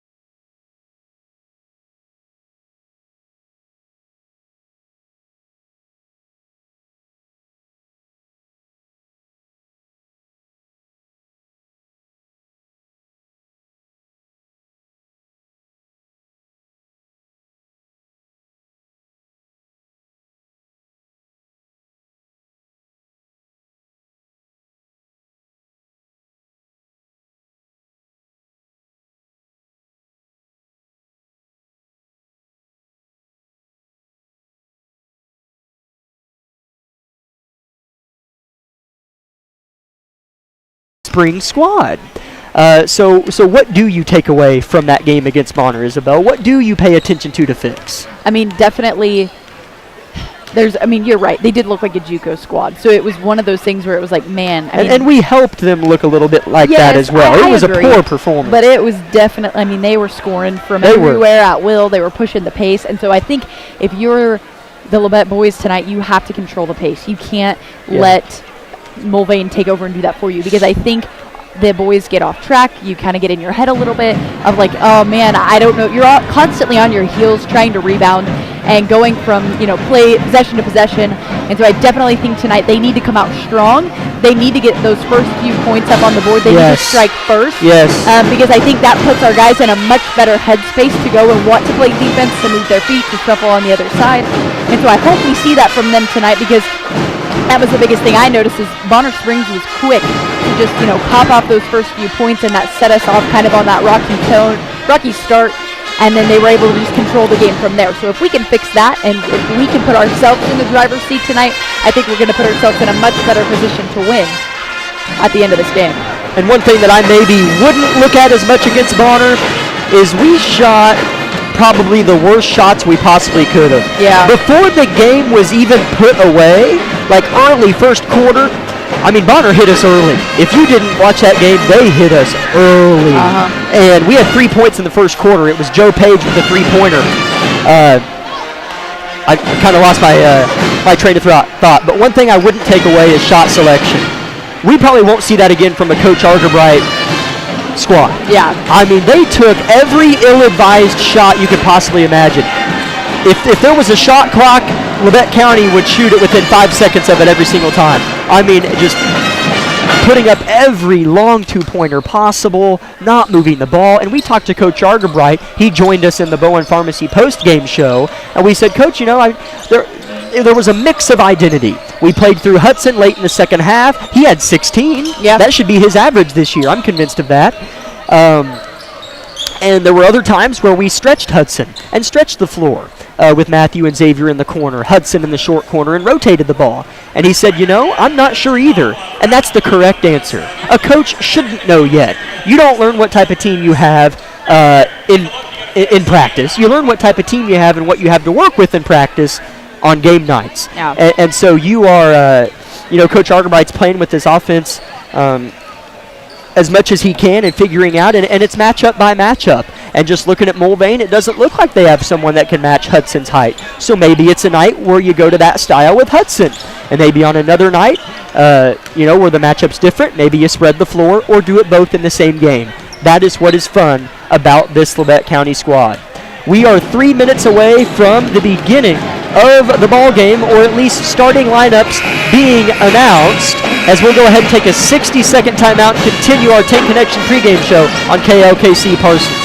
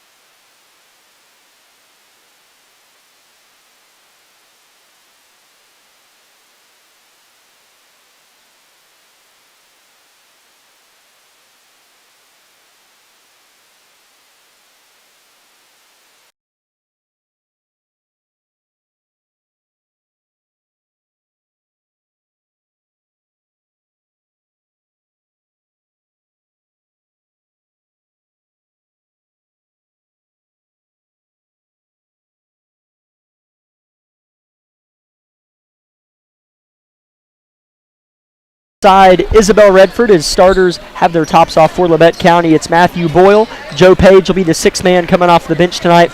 It's Griff Eaton, Trey Vinson, the two senior guards, Xavier Phillips, and Hudson Baker. As Mulvane is beginning to shed their tops as well, we'll have those starters to you momentarily as we'll take the rest of the pregame show up to the national anthem, and then we'll step aside for our 2-minute break and come back with tip-off. But yeah, Isabel, I agree with you completely. Early. It seems like this happened last year all the time too. Labette County really struggles offensively in the first quarter, so if Labette County could get out of quarter number 1 with double-digit points, that seems like a treat.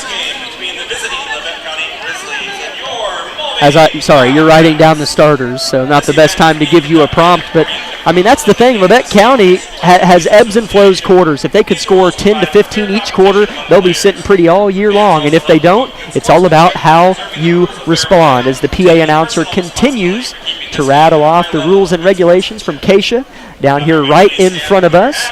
And we'd like to thank you for tuning in to our pregame show on KLKC. We'll talk to you in 2 minutes on KLKC Parsons.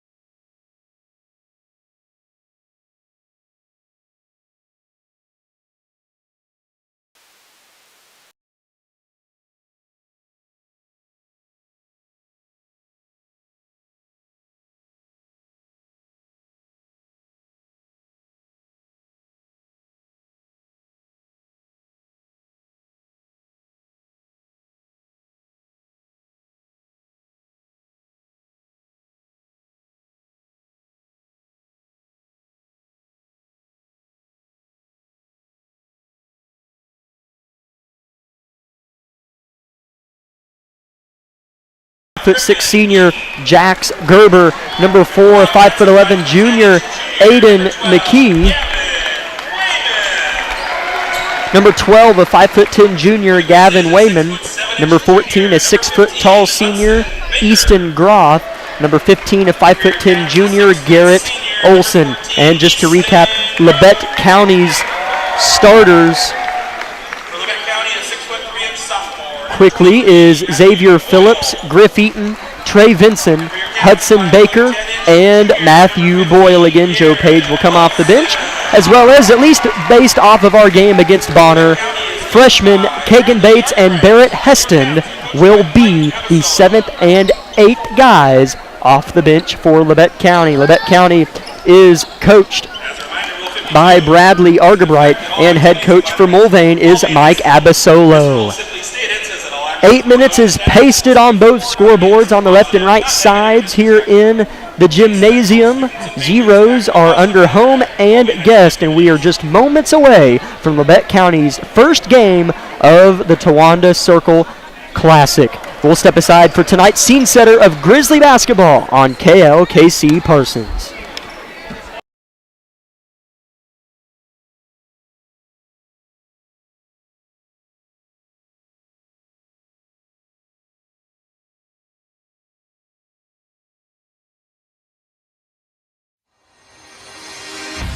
Broadcasting live. Meister for 3 in the lead.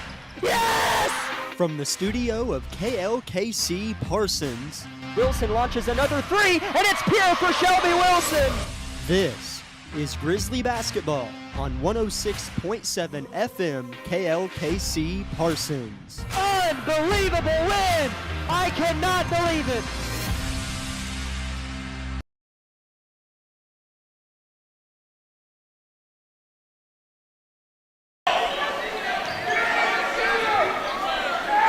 Trey Vinson catches from Griff Eaton. Just 3 seconds had come off the clock before our first stoppage of play. Here's Griff Eaton defended by Gerber. Little dribble handoff, top of the key, Boyle.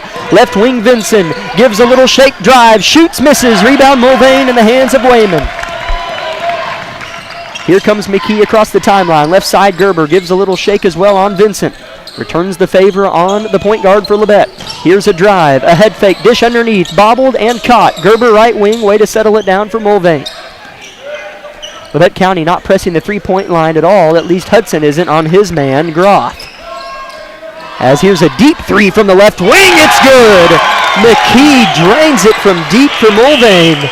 3-0 Wildcats early. That stroke looked good. Yeah, that definitely. He was almost all the way on the sideline, and it went right through the bucket. Eaton dribbles cut off by McGrath. Here is Hudson Baker, high right post. Phillips looking to get open, can't do it. Good defense from Mulvane and a travel on Hudson Baker. As things like that will clean up as the season goes along for sure. Yeah, like I said, we talked about that earlier with the Lady Grizzlies team having some of those technical errors as well. Those are things we'll see less of as the season progresses. 6:52 to go, opening quarter. If you're just joining us, all you have missed is a Mulvane three-pointer. Credit McKee. Here's a three-pointer from Gerber. Too short, rebound Phillips. Out in front, it's 1-on-2. Gerber hits the deck. Phillips leans, shoots, misses. It's a block, and he'll shoot two from the free throw line. And that's definitely something that's going to help the Grizzlies gain some momentum here early, is that they can get up and run that transition, because that's what these boys love to do. As that's something Labette County didn't do a lot at Bonner as well. Get to the free throw line and take those free points. Phillip misses the first.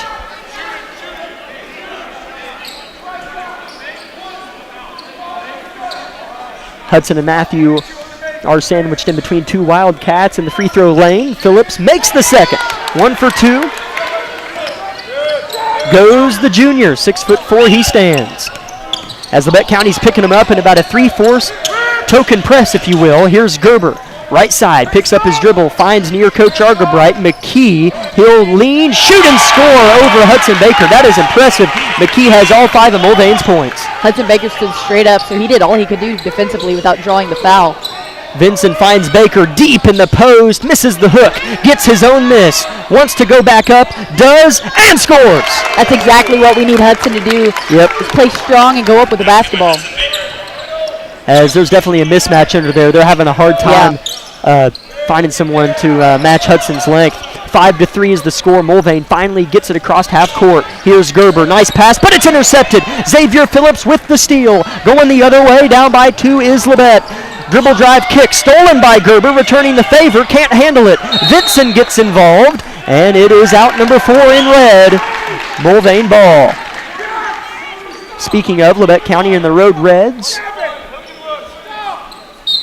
with white numbers. Mulvane in their home whites with green numbers. Mulvane with possession number 3 in the corner. With a full head of red hair is Wayman. He's easy to spot. That's beautiful hair. You like red hair? Yeah. Not bad. Little Chris T hand. Yeah. You like it? As it's poked out of bounds by Trey Vinson. 5.5 to go first quarter. 5-3 Mulvane on top. My job is to make you as uncomfortable as possible, Isabel. You do realize that, right? You're doing a great job. I'm just kidding. Ball's flipped into McKee. He has all 5 of Mulvane's points here early. As he has it defended by Baker. Shoots a confident turnaround from 10. Can't find it. Here comes Phillips with the board. Boyle way up ahead. Nice bounce pass to Baker, but in between his legs. It's going to be a jump ball possession. Mulvane. Nice idea from Matthew. Just a little bit too low and a little bit too hot. Joe Page checks in for Matthew. Yeah, that was definitely the right idea. And that's another thing that we'll see work out is those passes and being able to, just time everything perfectly. 5:10 to go in the first quarter. 2 fouls on Mulvane, 0 on Labette, something to take note of. As Xavier Phillips gets in the passing lane, we might see a dunk, and he'll just lay it in. As the speedster Olsen was right on his hip, he couldn't really have room. Phillips has 3 of the 5. Xavier is on fire defensively tonight as he's had a couple rebounds and a few steals already. Here's the offensive producer, McKee, turning it over, throws it right into the hands of Griff Eaton. Joe Page pasting up in the corner, won't get it. Phillips will on the opposite side. Trey Vinson, speedster, kick out. Eaton looking for 3. He'll get a 3. Griff Eaton, first 3 of the game for Labette. They lead 8-5. And that is definitely a momentum booster right there as they score off the steal. It's been turnover after turnover, and credit Labette County in every way for Mulvane on the offensive end as they get it underneath. Awkward shot blocked by Baker at the top of the shot. Stripped by Joe Page. Phillips up ahead to Vincent, squaring up his man, shooting, missing. Follow up, Phillips, you betcha. 10-5 Labette County. It's the Xavier Phillips Show in Mulvane, Kansas. Fantastic, fantastic footwork there by Xavier following the shot. Here's McKee. They're throwing it inside the Labette County defense. Air ball from Gerber. Rebound Page. Phillips out in front. Cradling, shooting with the left. And one! The junior already having a monstrous impact. 12-5 Labette County. Xavier Phillips with 7, looking to get 8 of the 13. And that is so exciting to see from him as you kind of just want those teammates to have breakout nights, and so far Xavier's making his mark.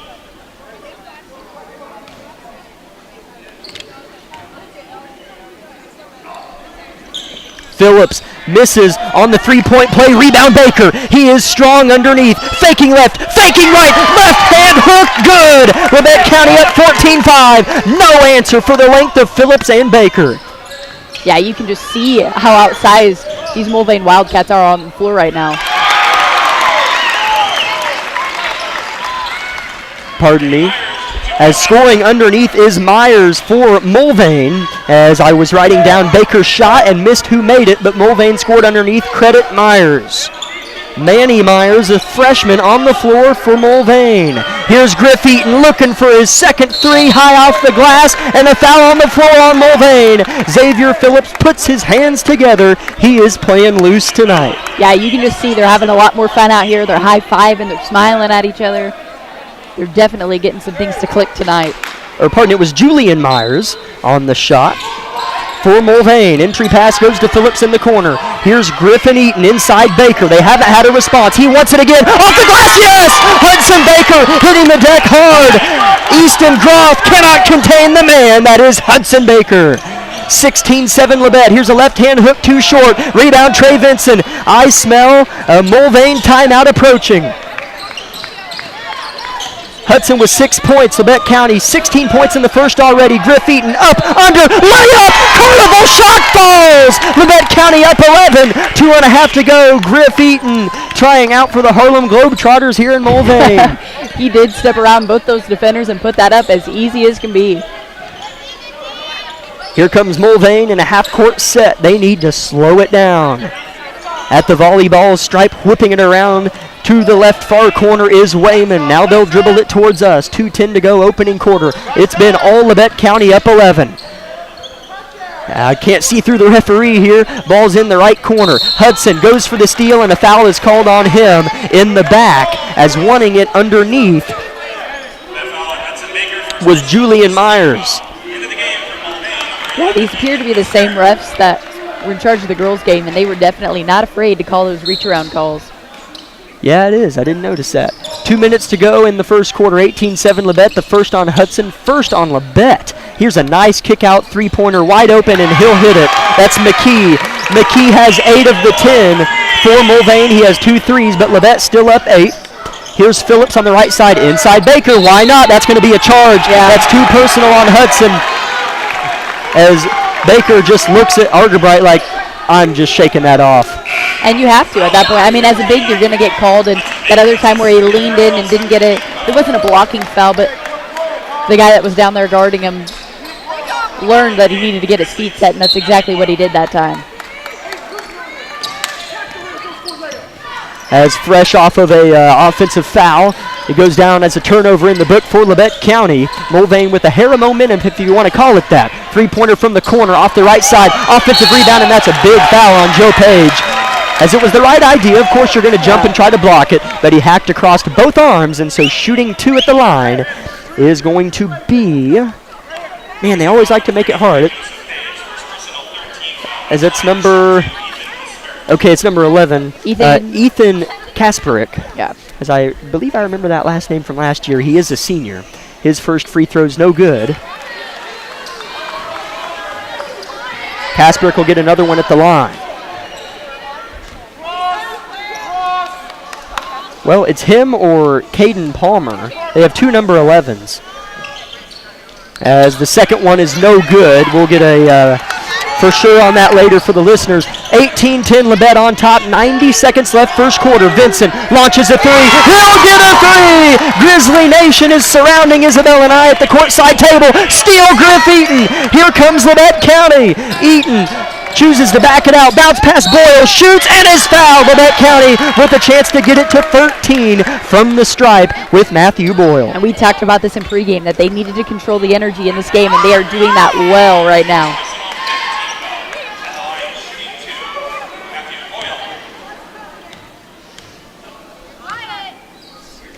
Matthews' first free throw is too short. That's the 15th foul on Mulvane, and the first on Manny Myers, as they keep putting up number 3 up there, but I don't see a number 3. That's a problem. As Kagan Bates, thank you, Isabel, checks in. Oh, there he is, over there by the student section. Matthew knocks down the second. Minute 10 left. First quarter, Labette by a baker's dozen. Wait, no, baker's dozen isn't 12, my bad. 13. Is a baker's dozen 13 or 11? 13. Okay, all right.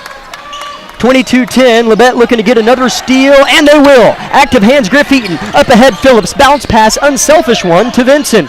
Corner, Bates, driving baseline, finds Joe Page. Good ball movement from Labette County. Bates loses it, and it's going to be a turnover. Here comes Mulvane.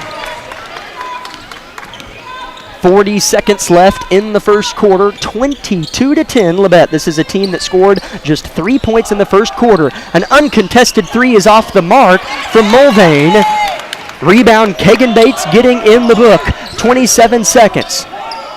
Vincent looking for somebody. Page in the corner. Phillips, a masterful first quarter, can't connect. And it's out of bounds. It'll stay with Labette with 19.4 on the scoreboard. Yeah, that was a good look there. Xavier will throw it in to the left side of the goal if you're standing at the free throw line facing it. Finds the safety outlet, Trey Vinson, near the volleyball line. Here in front of us at the score booth now. Throws it to Phillips, who wasn't ready. 11 seconds left, but he caught it in time. 9 seconds, single digits on the clock. Matthews' pass is tipped, stolen away. Now it's on the deck, and Page has it. 3 seconds, finds Bates, the freshman, at the buzzer. Yes! Yes! Kagan hits it! Screams, let's go to the bench. High fives all around for number 2, the freshman, Kagan Bates. Labette leads 25-10 at the end of 1. It is all Labette here in Mulvane. We'll talk to you in 60 on KLKC Parsons. My name is Bria, and I'm a pharmacist at Bowen Pharmacy. I'm here today to tell you about one of our patient programs, Meds to Beds. Bowen Pharmacy South is located in the medical office building at Labette Health. Our staff works closely with the doctors, nurses, and social care workers to ensure that your transition out of the hospital is an easier and more convenient experience for you and your loved ones. If you are having inpatient or outpatient surgery, we will get your medications directly from your doctor and deliver them right to your hospital bed. If you are having a baby, we will get your medications or anything else that you may need to get your family home without the hassle of making several stops along the way. Whether you're here for a few hours or a few days, we are here at Bowen Pharmacy and Bowen Pharmacy South to help get you well without any interruption in transition of care. Just ask for Meds to Beds. At Bowen Pharmacy and Bowen Pharmacy South, we are here for you today and we are here for you tomorrow.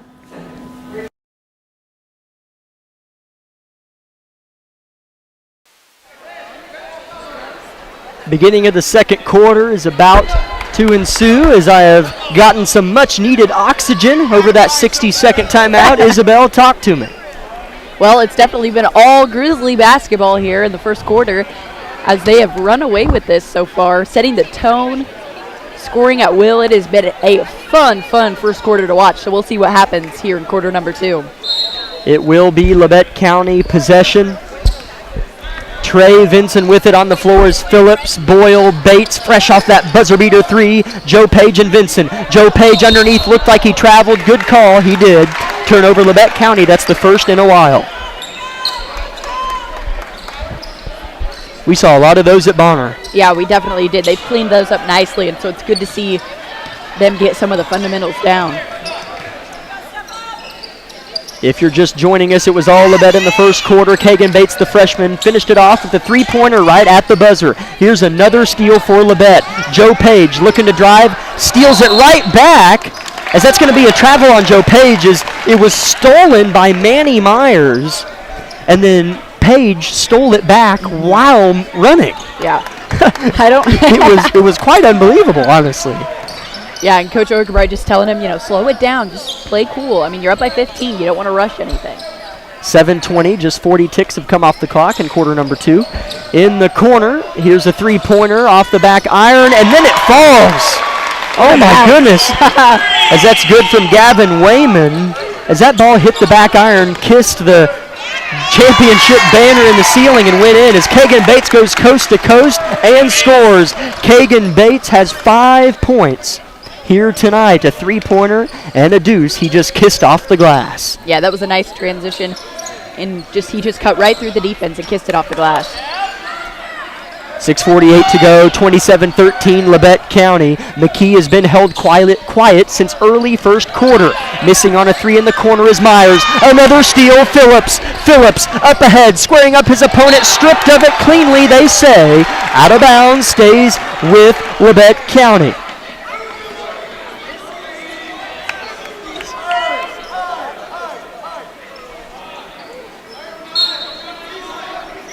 Throwing it in underneath the basket is Phillips, finds Vincent at the top of the key. Page was wide open, he didn't get it.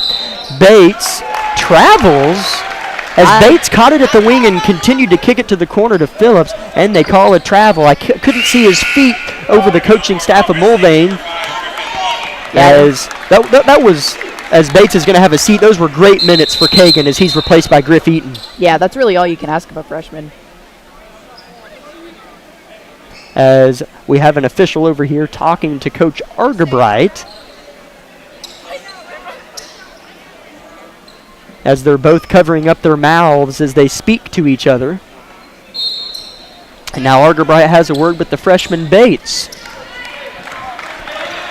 Interesting. 90 seconds into the second quarter. Labette by 14. Here's a tip by Page and a steal by Page. Labette County's defense is everywhere. He'll cradle, shoot, miss off the glass, rebound Myers. Here comes the freshman Manny the other way. 2-on-1. Kick out. Three-pointer for Mulvane. Too short. Put back is good from McKee. He is active. Got to find the body of McKee. Here's Vinson hesitating and kicking to Griff Eaton. Jump stop, Euro, no good. Way up ahead, wide open, the freshman Myers will lay it in. No, he won't, he'll miss! Myers, ball is on the deck, he missed a wide open layup. Page with it, he has it coming the other way. Labette just simply is out hustling Mulvane. Page, head fakes just inside the three-point line. Boyle won't, he'll fire, in and out, rebound Vinson. He will be fouled and shoot two. And that was something we did not see at the Bonner Springs game, was them crashing the boards and getting rebounds. So a nice effort there by Trey Vinson.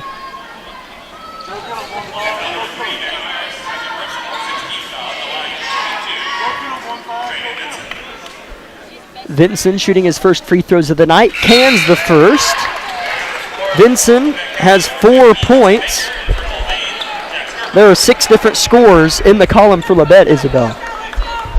And that's a nice thing to have if you're Labette County. As Vinson gets the friendly roll and makes the second. They're playing so well that I'm twisting my own tongue over here. I know, they're just so fast-paced. Here's a quick three from Mulvane, too short. Great box out from Matthew, and he'll get it. 5.5 to go, Labette by 14. Here's Griff Eaton, little bit out of control, but finds Vincent. He'll release from deep, too short, and it will be Mulvane ball as Boyle was underneath scrapping and couldn't win the battle. Checking in for Mulvane is Groff and Olsen. They will replace Wayman and Kasprick.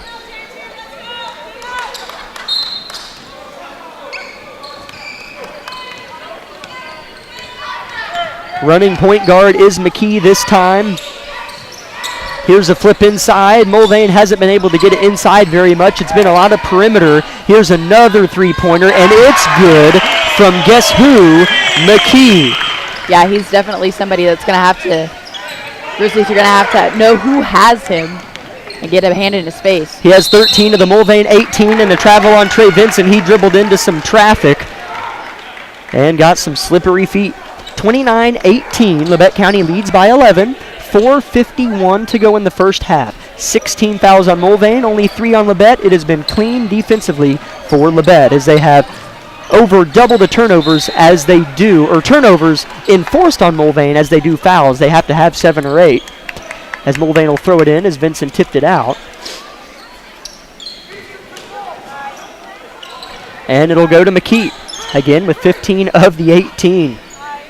Got to find him, and Phillips will guard him. Now they switch, Labette in a zone. Here is Gerber with it off the bench. Throws it just underneath the right hiked leg of Phillips to the deep left side, McKee. Now a touch in the post, and it'll pay off as a jumper's good off the backboard for Olsen. His first bucket. You can tell Labette County's kind of just settling in here, running their offense, playing their defense, but they're going to have to get aggressive on one end or the other, otherwise Mulvane's going to slowly close this gap. Doesn't feel like a single-digit game, but Labette is just one basket from making it double-digit again. Phillips lets it rip and almost hit. Matthew Boyle, offensive rebound, rejected at the top by McKee. McKee is the MVP. Here comes Gerber up ahead. Mulvane with some momentum, picked up by Phillips. Gerber, head fakes, gets Phillips to bite. Another jumper, no good, big miss from Olsen. Rebound Eaton. Eaton switching. His Euro step that he loves to do. Kick out Vincent, Boyle right block. Dump to Baker, wide open layup, good. Great offense from Labette County. Hudson Baker with 8 points. And that was a good look for Matthew Boyle because I wasn't sure if he had turned all the way and could see Baker because he was crashing through the lane. So good look there by Matthew Boyle. McKee electing to slow it down for Mulvane. Coach Abasolo, I'm sure, appreciates that his team is at least within striking distance as we're nearing halftime with 3 minutes, 15 seconds to go. Here's a pass underneath to Gerber, well defended by Vincent. Olsen continues to rotate. McKee wants it. Head fakes, well closed out by Vincent that time. Gerber in the corner, hits a cutting McKee. He'll spin around Baker, shoot, and I think it's a travel, and it is. Yeah, good defense by Baker there, just straight up hands. Made McKee have to go around him, causing the travel. 3:01 on the clock, 31-20, Labette County. Vincent will walk it up very slow, and I mean very slow. As he's walking up so slow, he's making the ref count for a 10-second call. Here's Phillips off a dribble handoff, volleyball stripe. Near the circle logo at midcourt is Eaton. Left wing, Boyle in front of Coach Abasolo. Looking right side, ball is reversed around the three-point line. 3 seconds in the lane on Baker is called. Another turnover on the bet, but they're still keeping it at arm's reach. Lead is at 11.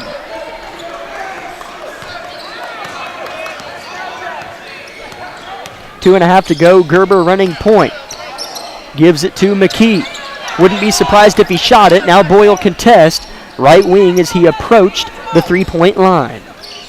Gerber settles in the corner with it. Passes the face of Coach Argerbright, now the official on the near side. Touches the paint, kicks it out. Myers, jumper, hit every part of the rim and fell out. Rebound Baker. Griff Eaton did not see McKee behind him. It's a steal. McKee dishing. Good dish. Layup, no good. McKee with the rebound. His putback is. He has 17 of the 22. Lead back to 9 for Labette. 2 minutes and counting. He definitely is putting the fight back into this Mulvane offense. Phillips with it on the left side, spins off McKee, finds Boyle underneath, great offense, layup, good! Fantastic offense! Phillips with the vision to find Boyle underneath, it's back to 11. Boyle with 3 points, that's his first field goal, he hit a free throw earlier. Dump underneath to Gerber, never mind, it was to the mat, pasted on the wall on the north side of the court, turnover Mulvane. 90 seconds to go in the half. 22-33 Labette County. Fouls have not been a problem at all. Labette with just 3 team fouls. Vincent off a slip screen from Boyle. Nothing working. They'll reset, and Griff Eaton will come get it. Closely defended by Gerber. He'll get around him inside the paint, and that's a travel. As it's whenever you get inside the paint, as Coach Argerbright bends to his knees, you got to slow down. Yeah. And that's just, I mean, these boys are excited. I mean, who wouldn't be? You're playing well, you're making shots, and so they just something they just got to get through their head. 62 seconds on the clock and counting. McKee finds Myers. Now Gerber. Nice hook pass, and it's rejected at the top of the shot by Boyle. Eaton, long pass up ahead. It's a dime to Phillips. He'll lay it in. They're playing football. Griff Eaton to Xavier Phillips. 35-22. Here's McKee with 40 seconds left. Oh, and they're going to call a foul on Griff Eaton. Or are they? No, it was a double dribble. Oh, a double dribble on Mulvane. So turnover, Wildcats, Labette County with another opportunity. And like you said earlier, they're playing pristine defense right now. They're getting in Mulvane's head. They're poking at passes, poking at the dribble. Phillips has 9 points. Labette County with a 35-point first half and 1 more possession to go. 30 seconds on the clock. Fresh off of yet another forced Mulvane turnover. Abasolo, the coach that is, comes to his feet, signaling his men in white. 20 seconds left in the half. Phillips, he has 9 in the first half so far. Boyle gives to the point guard, the senior leader, Griff Eaton. Not as big of an elbow brace on his left elbow tonight. He's moving a little bit more fluently. 7 seconds. Phillips, top of the key. Set play, Vincent. 4 seconds. Three-pointer. Died off the back iron. Eaton with it. Baker gets it off and scores! Oh my goodness! They're going to say it's no good. But that was definitely out of his fingertips. Oh, that was 100% out of his fingertips. 35-22. Buzzer sounds. They say it is no good. As if you're watching on YouTube, double tap on your phone or go back and click on your computer and just see if I'm right or wrong about that. Maybe I am, but you do have live replay at your fingertips if you're watching on YouTube. Labette leads by 13 at the break. 35-22 reads the score. We'll step aside for 2 minutes and have our Eye Care Associates of Parsons halftime show here on KLKC Parsons.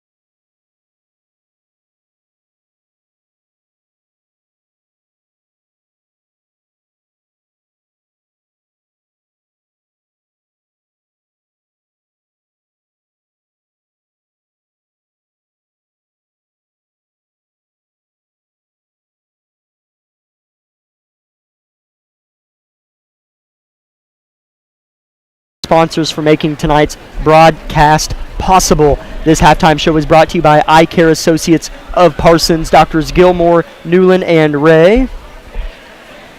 As Isabel, would you be kind enough to read off the sponsors tonight? I would greatly appreciate that, as save at least a little bit of my voice. Anything for a good friend. All right. Tonight's sponsors include Labette Community College, Forbes Hoffman Funeral Homes, Clemens Insurance Agency, Labette Health, Woodworth Enterprises, Herman Lumber, Carson Wall Funeral Homes, Commercial Bank, Eye Care Associates of Parsons, Labette Bank, the Bartlett Co-op, Labette Center for Mental Health Services, Community National Bank, Take Connection, Wood Insurance Center, Unified School District USD 506, the Corner Store of Altamont, Day and Zimmerman, and SEK Orthopedics.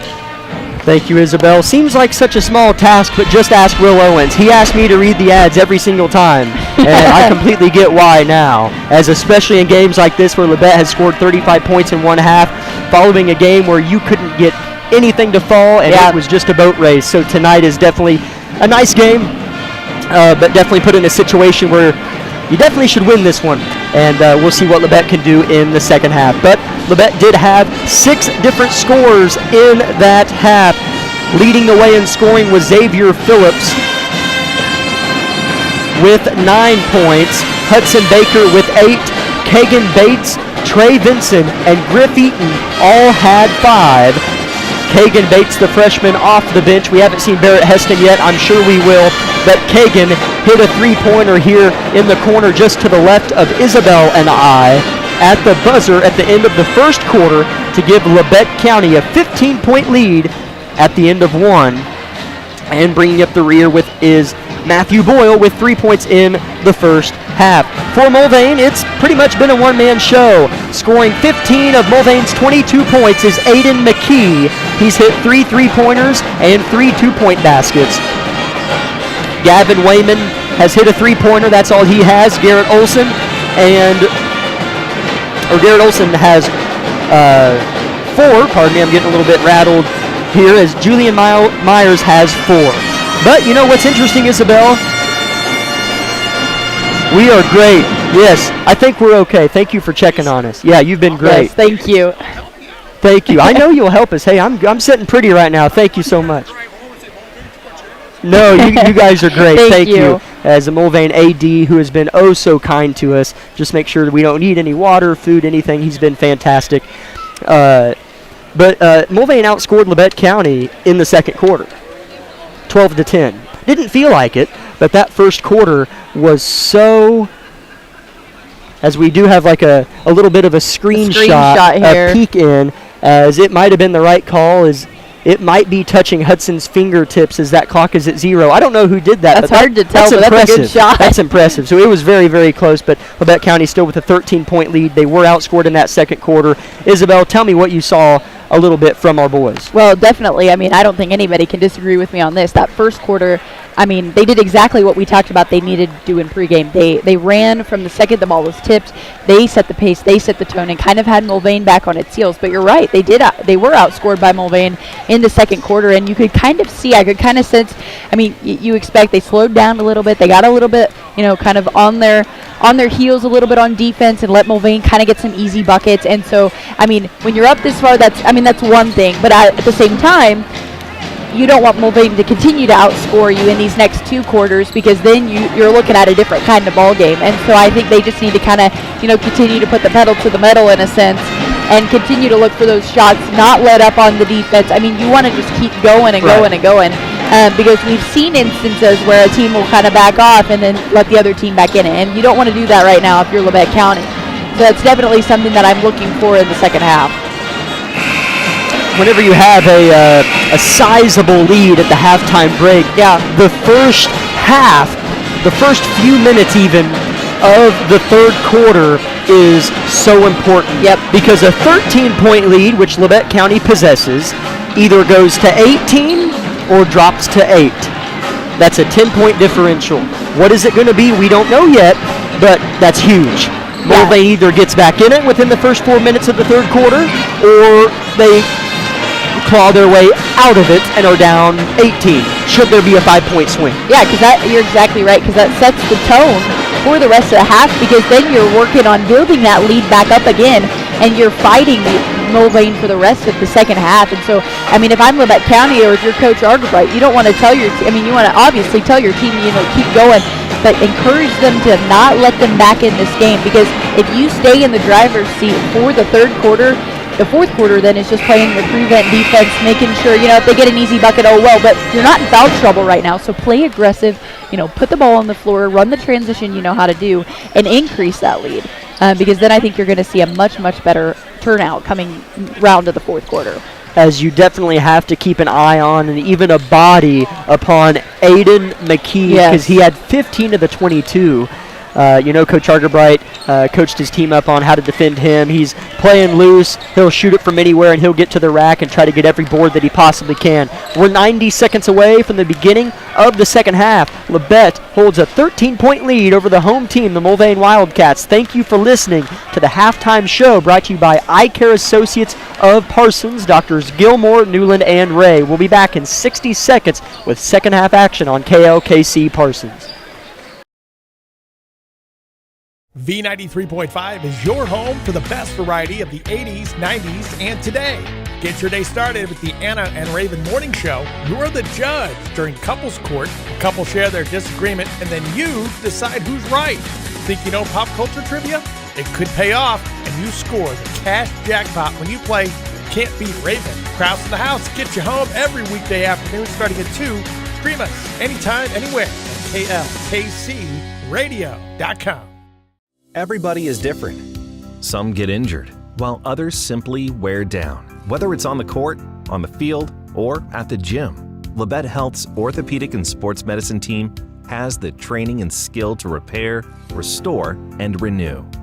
We share the same goal, and together we'll write your comeback story. For more information about Southeast Kansas' leading orthopedic and sports medicine team, go to LavetteHealth.com.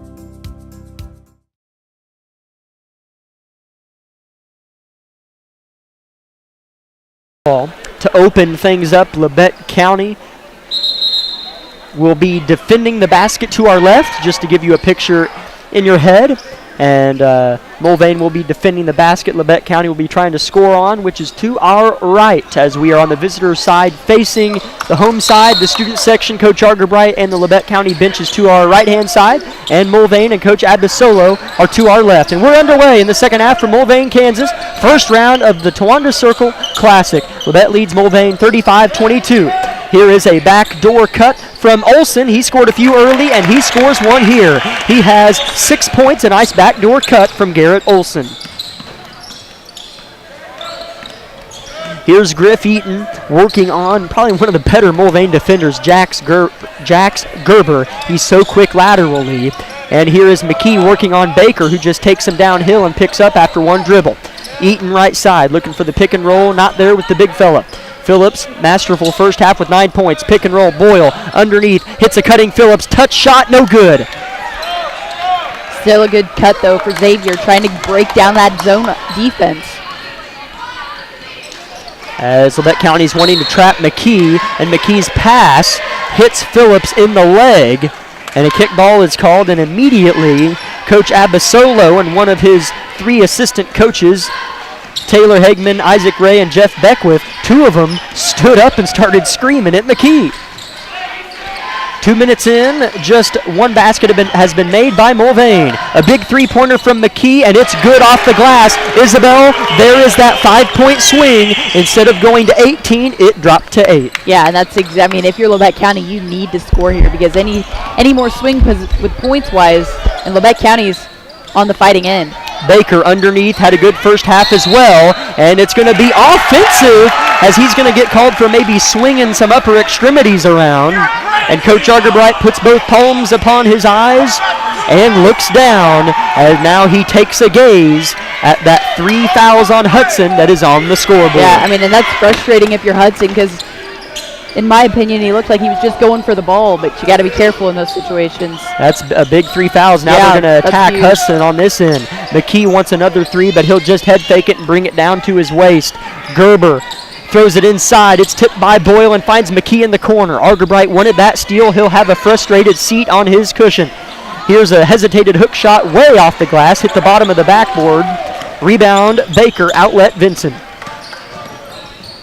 Vinson coast to coast. They go right back to Baker. Entry pass batted away. Argerbright and Grizzly Nation, you can hear behind us, wanted something, not going to get it. Here comes Mulvane down by 8. Gerber penetrating with that left hand. Kicks it back out to McKee, 5:45 to go. Lets a deep one go, in and out. In an arcade, that would have counted as it dropped and came back out. Rebound Eaton, taking it coast to coast, kisses it off, no.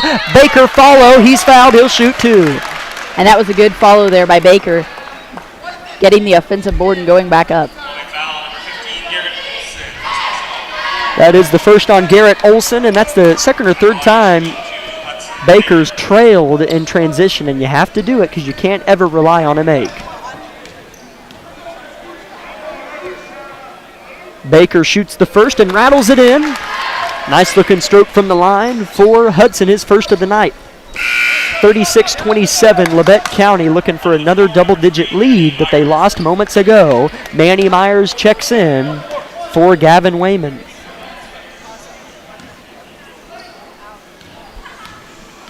Hudson 3 dribbles, a spin, and a bend, and he scores. 2 for 2 for Hudson. He has 10 points. The first Grizzly in double figures. 2 others are just a bucket away.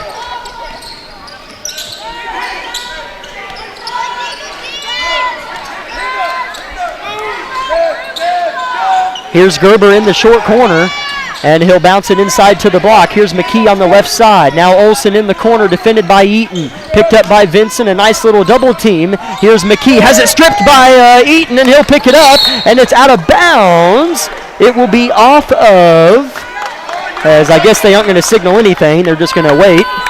They still never signaled anything, but somehow everybody on the floor knew that it was off of Mulvane. They never pointed. Yeah, I'm not sure whose possession it is, but they must have just used their words. They I guess, never pointed. As it looks like Griff Eaton's going to be the one to inbound it. So off of Mulvane, it'll be Labette County ball. Here's Vincent walking it up. 3 minutes into quarter number 3, 10-point Grizzly lead. Here at the high post area, Baker's going to take his man one-on-one, and it's going to be a foul. He pointed at McKee. Nope. I should never make assumptions. Here it's on Groth.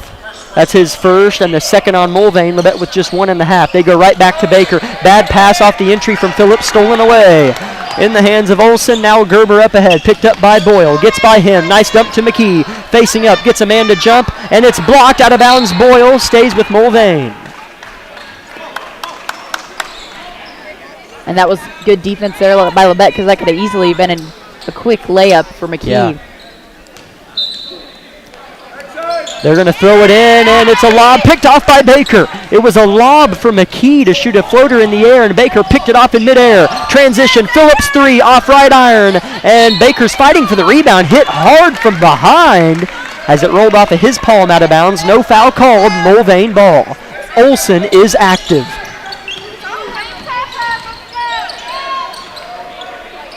Olson has it in front of his student section. Gerber loses it off of his chest, and that's a backcourt violation.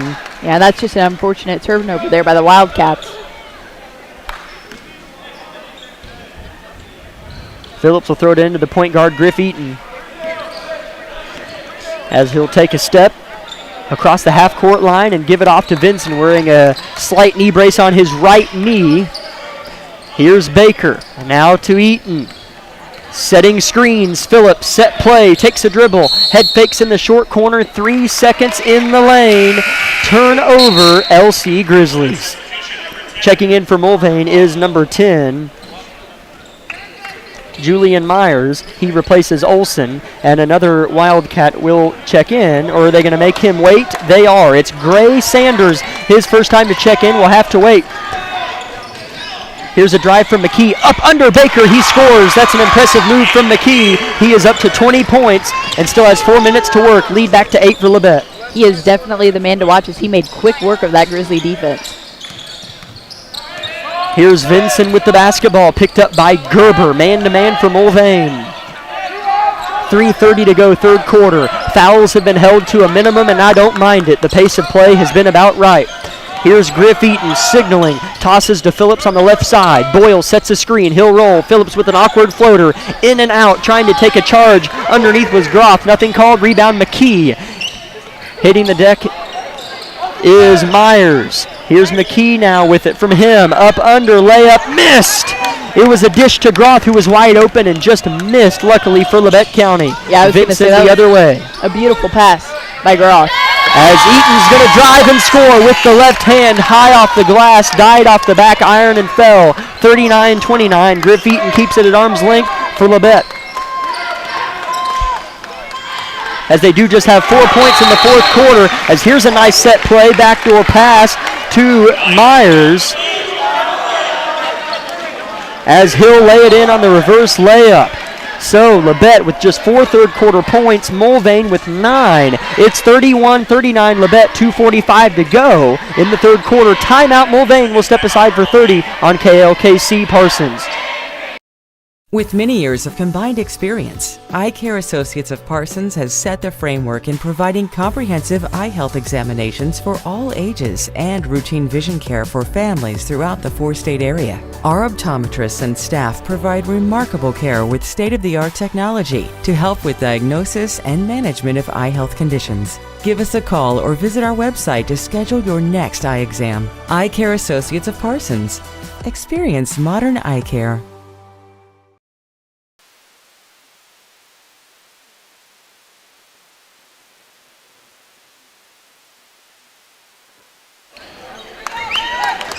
Mulvane has threatened to get within 8 3 times in the second half, but Labette County's kept it at double figures for the most part, or gotten it back to that mark.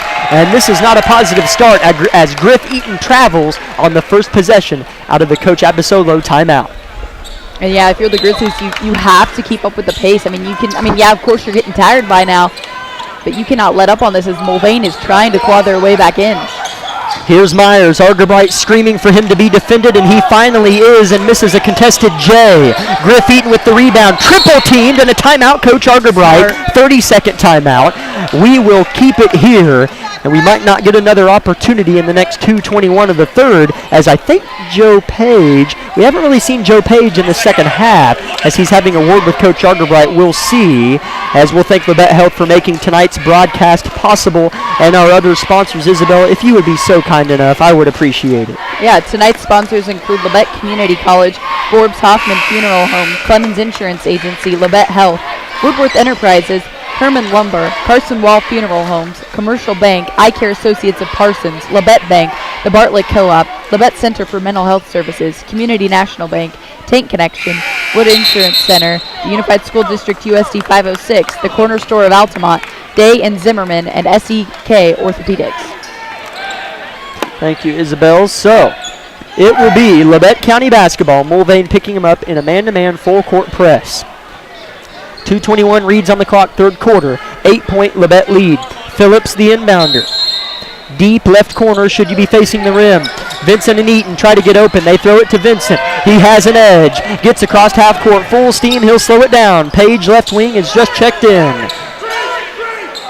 As Griff Eaton leans into his defender, as I believe that is the newly checked in Sanders. It is. Pass underneath Baker. Good position. Shoots and one! Big time delivery! And that was great work. Hudson deserved that basket. Because number 10, Julian Myers, was all over him before. I don't even think you noticed this. The ref was telling him he needed to lay off Hudson. I'll take it. And lay so off some more. Hudson had to work for that one. As Baker can't convert the three-point play. He's 2 for 3 from the line. Baker, though, has 12. 41-31 with 2 minutes to go in the third. Now, when Hudson scores 12, I can call it a Baker's dozen. That's his last name. As here with it at the elbow is Myers, the freshman. Vincent creates the steal. Here comes Trey Vincent, number 4 in red. Bounce past Baker, looking for 14, and can't find it. Rejected out of bounds by McKee. A nice athletic play from Aiden, but it stays with Labette. Yeah, if you're Mulvane, that stop's got to make you happy, especially against a big man like Baker. They throw it into Eaton. Eaton signals for Page to cut, and he does. Works his way back around to the corner, does Eaton near side. Leans, that's going to be a travel. That's not what I was expecting. I was if expecting anything, an offensive foul. A charge, yeah. He leaned in and I guess traveled. 41-31, 90 seconds, third quarter. It's running as Mulvane's wasting no time. Here's Olsen now in the corner to Sanders. Heavily defended by the Parsons transfer, Joe Page. McKee left open. He doesn't miss it much and he won't here. This is the closest Mulvane's been since the first half. They finally broke that 8-point margin. They're at 7. Yeah, and this is, I mean, if you're Lubbock County, you have to score here because you do not want Mulvane to gain any momentum. Mulvane scored 12 third quarter points to Labette 6. A minute and counting. Eaton dribbles over to Coach Argerbright as if they were going to call a timeout, but never did. Baker sets a screen. Eaton driving, cradles with the right, blocked out of bounds as Mulvane's shot blocking has been nice underneath. Credit Julian Myers. Yeah, they definitely have put the work underneath the basket tonight as they have made it difficult here late for the Grizzlies to score. Throw it up top to Baker. Good position and a good finish from Hudson Baker. He's got 14, back to 9 for Labette with 40 seconds left in the third. Olsen with it. Mulvane launches a 3, and it's off the left side. Rebound fought for by Mulvane. It is 1, and Baker comes down with it and passes it out to Joe Page. Goes coast to coast. Layup is good! Joe Page went around Myers, who tried to take a charge, back to 11. And that was smart by Joe because he just kind of did a nice little Euro step to get right around him. And that was smart basketball there by Page. Big 4 run for Labette. Olsen with it in the corner. Argerbright going bananas. 3-pointer from Myers. You bet. 37-45, back to 8. Labette has 3 seconds. Argerbright is irate. 2 seconds. Bounce pass out of bounds. Turnover with .3 on the clock.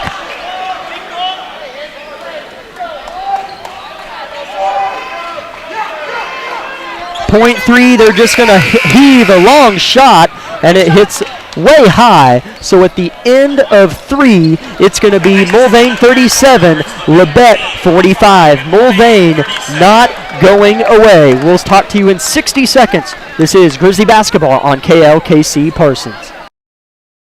Bowen Pharmacy supports the Parsons Vikings here, and here, and here. It's our goal to keep you covered. At Bowen Pharmacy, we give no excuses for you not to make it to the game.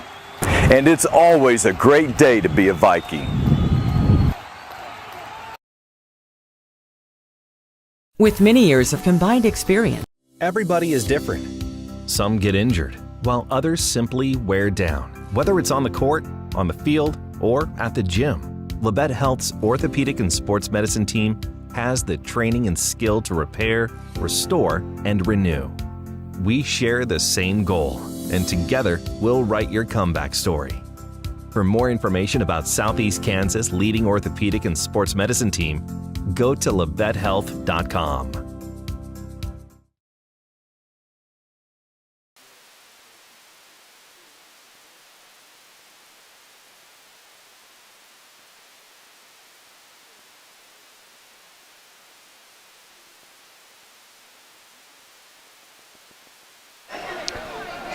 Labette County for back-to-back quarters has been outscored by these stingy Wildcats. Mulvane won that third affair 15-10, but we have one more left to rip off here in Mulvane, and it's underway.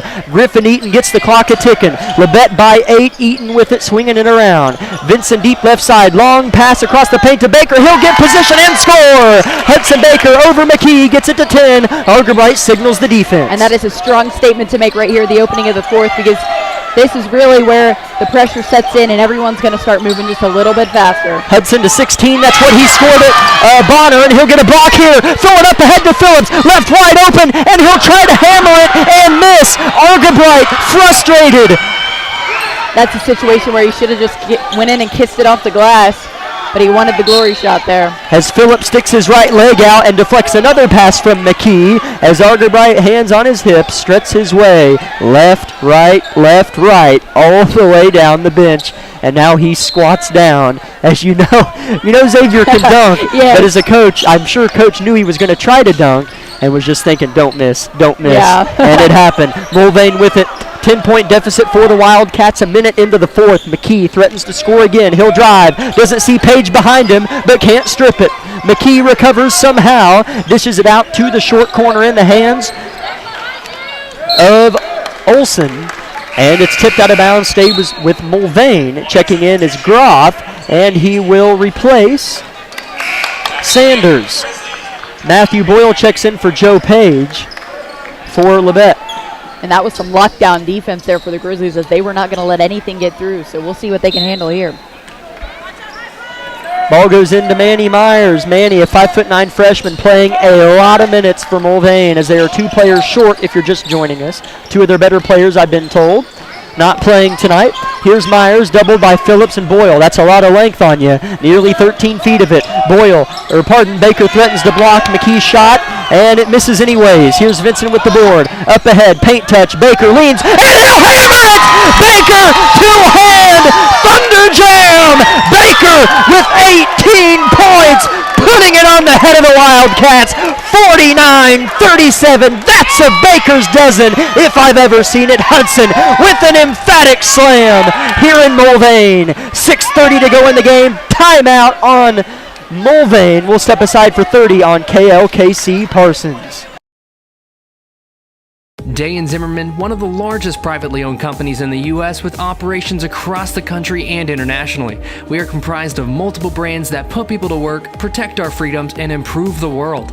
The Parsons, Kansas location has manufactured munitions for over 50 years for our country's warfighters. Day & Zimmerman has immediate openings for production operators starting at $18.02 an hour on our weekend crew. Work a 12-hour day shift Friday, Saturday, and Sunday and receive 40 hours of pay. We also offer competitive benefits. Apply today. High school sports fans, follow your team live with the free ScoreStream mobile app. Just download ScoreStream to get real-time scores, photos, and awesome video from your game and your rivals. Plus, follow your favorite teams and friends. Get real-time high school sports from ScoreStream.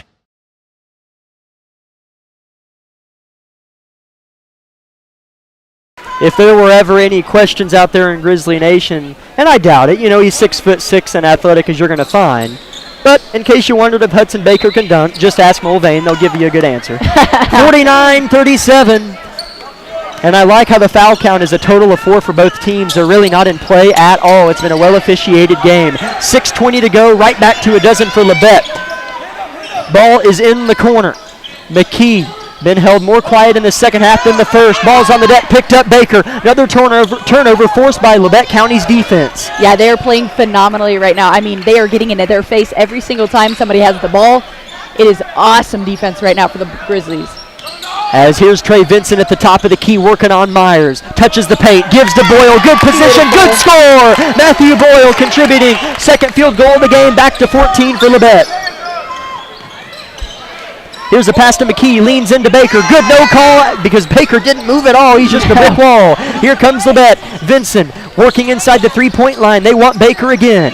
Here's Eaton threatening to drive. Touches the elbow and reverses. Now Phillips. Phillips gives to Boyle.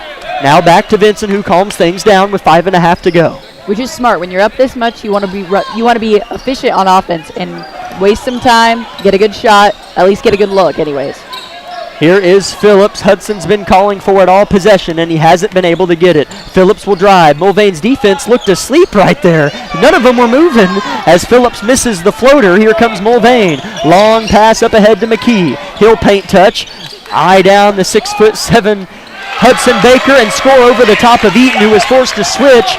McKee, his first points in what feels like a while, but he's still had an unbelievable night. Yeah, and you can tell he's still trying to battle as hard as he can for this Mulvane Wildcat team here.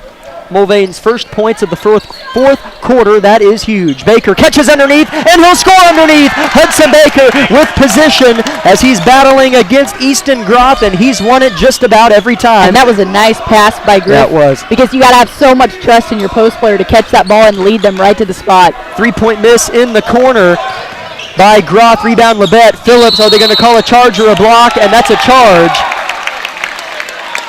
Hudson has 20. It'll be Mulvane ball. Labette by 14. 4:20 to go. Yeah, and Xavier wanted to block on that call, but, I mean, that was kind of a 50-50 shot. He was pretty set, so just an unfortunate turn of events there. Here comes Mulvane with 4:20 to go in the game. 53-39, they face a 14-point hole. Gerber just checked in, free throw line. He'll catch it on the block, throw it into the chest, and it's going to be out of bounds. Easton Groff caught it on the out-of-bounds line. He just didn't watch his left foot. We have another timeout. It's a 30-second timeout. And for the final time tonight, we'd like to thank Labette Health for making our broadcast of Grizzly basketball possible. We'd like to invite you to stay tuned for our post-game show. Is it a full timeout? Was there confusion? I'm not sure. We'll keep it here either way. We'd like to invite you to stay tuned for our post-game show, sponsored by Bowen Pharmacy, and I'm sure should Labette hang on here with 4 minutes to go. Coach Argerbright would love to join us, and we'll interview him, Isabel and I, for our post-game show. But other sponsors for tonight's broadcast include these sponsors. Labette Community College, Forbes Hoffman Funeral Homes, Clemens Insurance Agency, Labette Health, Woodworth Enterprises, Herman Lumber, Carson Wall Funeral Homes, Commercial Bank, Eye Care Associates of Parsons, the Labette Bank, the Bartlett Co-op, Labette Center for Mental Health Services, Community National Bank, Tank Connection, Wood Insurance Center, Unified School District of USD 506, the Corner Store of Altamont, Day and Zimmerman, and SEK Orthopedic. Trey Vinson dribbles the ball up the floor, right hand, right hand, switching back and forth, crosses the half-court line, finds Boyle, gets his man to bite, leans, turns to throw backwards to Boyle, Vinson from the corner that he came from. Awkward pass from Boyle.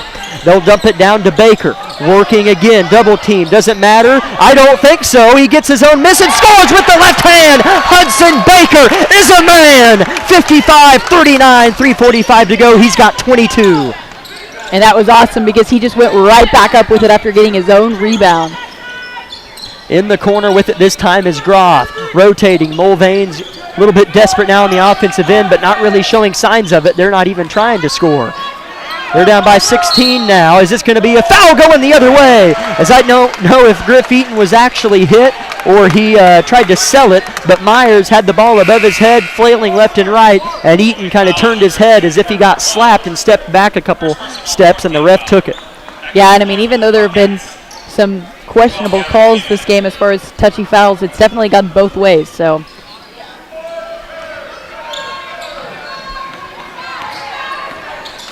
.318 to go. Vinson, captain of the ship. Boyle flashing. Vinson's just going to beat his man one-on-one and lay it in with ease. Trey Vinson swiftly goes coast to coast. Hudson and Boyle brought their man out of the lane, and Trey was just able to slide right down, beat his man on the outside, and what a beautiful layup. Manny Myers gets a little floater to fall underneath. The freshman with 5 points on the evening, and Coach Abasolo wants a full timeout. His team trails by 16. Labette and Hudson Baker have been on fire in the Circle Classic. We'll be back in 30 seconds on KLKC Parsons.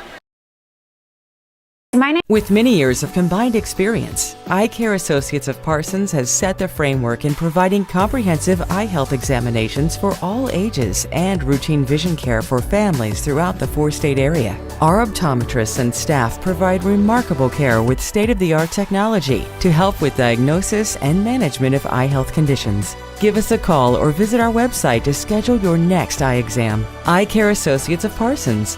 Experience modern eye care. High school sports fans, follow your team live with the free ScoreStream mobile app. Just download ScoreStream to get real-time scores, photos, and awesome video from your game and your rivals. Plus, follow your favorite teams and friends. Get real-time high school sports from Score. Varsity girls affair for this gym to become somewhat full at all. But it's definitely filled up just a little bit as the home crowd, their team's trailing by 16 with 3 minutes to go. Yeah, definitely. When we first got here, we outnumbered the Mulvane crowd, and so I was a bit concerned of the support this team had, but it's definitely filled up, so it's good to see a nice full auditorium stadium for a Tuesday night game. Hey, happens to me about every other sentence I say. Welcome to the club. 57-41, 2:45 to go in it. Here's Trey Vinson right side. Head fake, shoots a floater, too short. Rebound, Boyle backside. Good steal by Baker, and Boyle scores. We're definitely seeing more of the chemistry that we didn't see at Bonner Springs, of them working together, making shots for each other, and really building that team dynamic. 2:20 to go. Things are looking good for Labette to get back to 500, and even better now as it's thrown away by Mulvane. Another steal for this Labette County defense. Eaton with a bounce pass to Boyle. Dump to Baker. Can he do it again? Takes a power step. Right hand hook. Hits the back rim. Dives. Gets his own miss. And he's fouled on the putback. Oh, my goodness. Hudson Baker underneath is a force to be reckoned with. Yeah, he is definitely putting in the work. And that's exactly what you want out of your big man.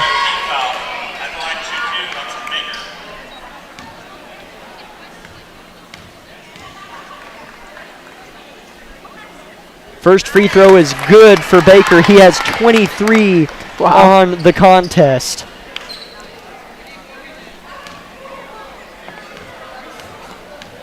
Goes through his normal routine. It's the same every time. Feet shoulder width apart. Misses the second and knew he missed it the second he shot it. Mulvane wasting no time as the Bettas hit their 60th point of the night. As here's a pass, not kicked this time. It looked like it hit Boyle's foot, but it almost tumbled out. Gerber saves it. Here's Manny Myers with it on the left side. Kicks it into Gerber. Good ball movement from the Wildcats. They have it underneath. Gerber looking for a lane. Up, under. Good dish, and it might result in a turnover, and it does as Gerber's foot was out of bounds. Yeah, that's just unfortunate because Mulvane's working the ball, but Labette's just one step ahead defensively. Right. That's well said. That's exactly how it's been all night. It seemed like they know where they're going every time, and they've done their homework, I'm sure, coming off of a big loss, and they have felt one step ahead every second of this game. 60-41 with 90 seconds to go from Mulvane, as we will host Collegiate on Thursday and see if the Labette girls can get to 500 in the Towanda tournament, and if our boys here can get to 2-0 in it. Here's Baker on the block, and there's going to be a foul underneath as Baker was hooked from behind, and he just nods his head like, yep, that's a good call. They can't handle me. As we have another fan favorite. Last week at Bonner, we had a fan favorite check in late, and tonight we have it again. It'll be number 45, Logan Harness, a 6'6" senior. As Labette all five that were on the floor, which I think was their starting five, it is, will take a seat. A fresh five is in. It is Dylan Johnson, Lawrence Holt, Cooper Bahert, Kendall Holtzman, and Barrett Heston. Here's Holtzman underneath. Right hand layup is good. Kendall Holtzman, first points of the season. It is all smiles as he walks his way back, or jogs rather, to the defensive end. As Holtzman does pick up a foul on this side, and shooting a pair will be McKee, who has been held a lot less, we'll just say in short, than he had in the first half. And if you're Coach Argerbright, you've got to be happy about the way that inbound play was ran down there, especially with a fresh set of guys. McKee has had just 2 points in the fourth quarter. Mulvane just 4 as a team in this final quarter. McKee makes the first, and checking in for Mulvane is number 25, Cooper Slayton, a 5'11" sophomore. As this will be, if McKee hits it, he has 26 points right now, his 27th of the night. And he does. 27 for McKee, fabulous night for him, but other than that, not much production. Leading scorer has 6 after him. That's Wayman and Olson with 6 each. Here's Lawrence Holt looking for his first points in a varsity uniform, wearing the red and gold. 50 seconds left, 62-43 Labette County. Heston, he's 5'11", got some length off the bench for Labette, as they don't have a lot of length off the bench, but he provides some. Here's a stray pass intended for Holtzman, stolen away by McKee. Good hustle from Johnson, and he's fouled. And McKee is going to look for points 28 and 29 momentarily. Yeah, I mean, if you're McKee, though, even though your team's going to come away with a loss, I mean, he should not be disappointed in himself. He played a phenomenal game tonight. That's the first on Dylan Johnson. And fouls, we haven't really mentioned the foul count. It's just 6 for Mulvane and 4 for Labette County. It has been minimal as McKee misses a rare free throw. He'll get another. As Argerbright, that's what I love about Coach Argerbright, is when the JV squad, the bench gets in, if you will, he still treats them like he wants them to get better. Yeah. Like he expects them to keep it up just like his starters, and I love that about Coach Argerbright. That's a good culture to build, especially hold everybody to the same expectations, and that's how you build a winning program. And so it's good to see from Coach. McKee makes the second. Here's Cooper Baher driving. Good seal from Holtzman, but Baher misses the lay-in, but a fantastic seal from Holtzman. Yeah, right idea for sure. Here's McKee looking for his 30th point. Holtzman's going to step in and draw the charge. Kendall Holtzman, long hair and all, gets up smiling for the second time tonight. I love Kendall, man. His tongue's out and he's pumping his fist over here. 44-62. He is feeling it. 10 seconds left and Mulvane is going to steal it. Holt tries to block it, and laying it in on this end of the floor is Cooper Slayton. And Johnson's going to catch the inbound as the buzzer sounds. Labette County wins it. Big road win, bounce back after that Bonner defeat. 62-46 here tonight. They hammer the Mulvane Wildcats. We'll break it down on our post-game show brought to you by Bowen Pharmacy here in 2 minutes on KLKC Parsons.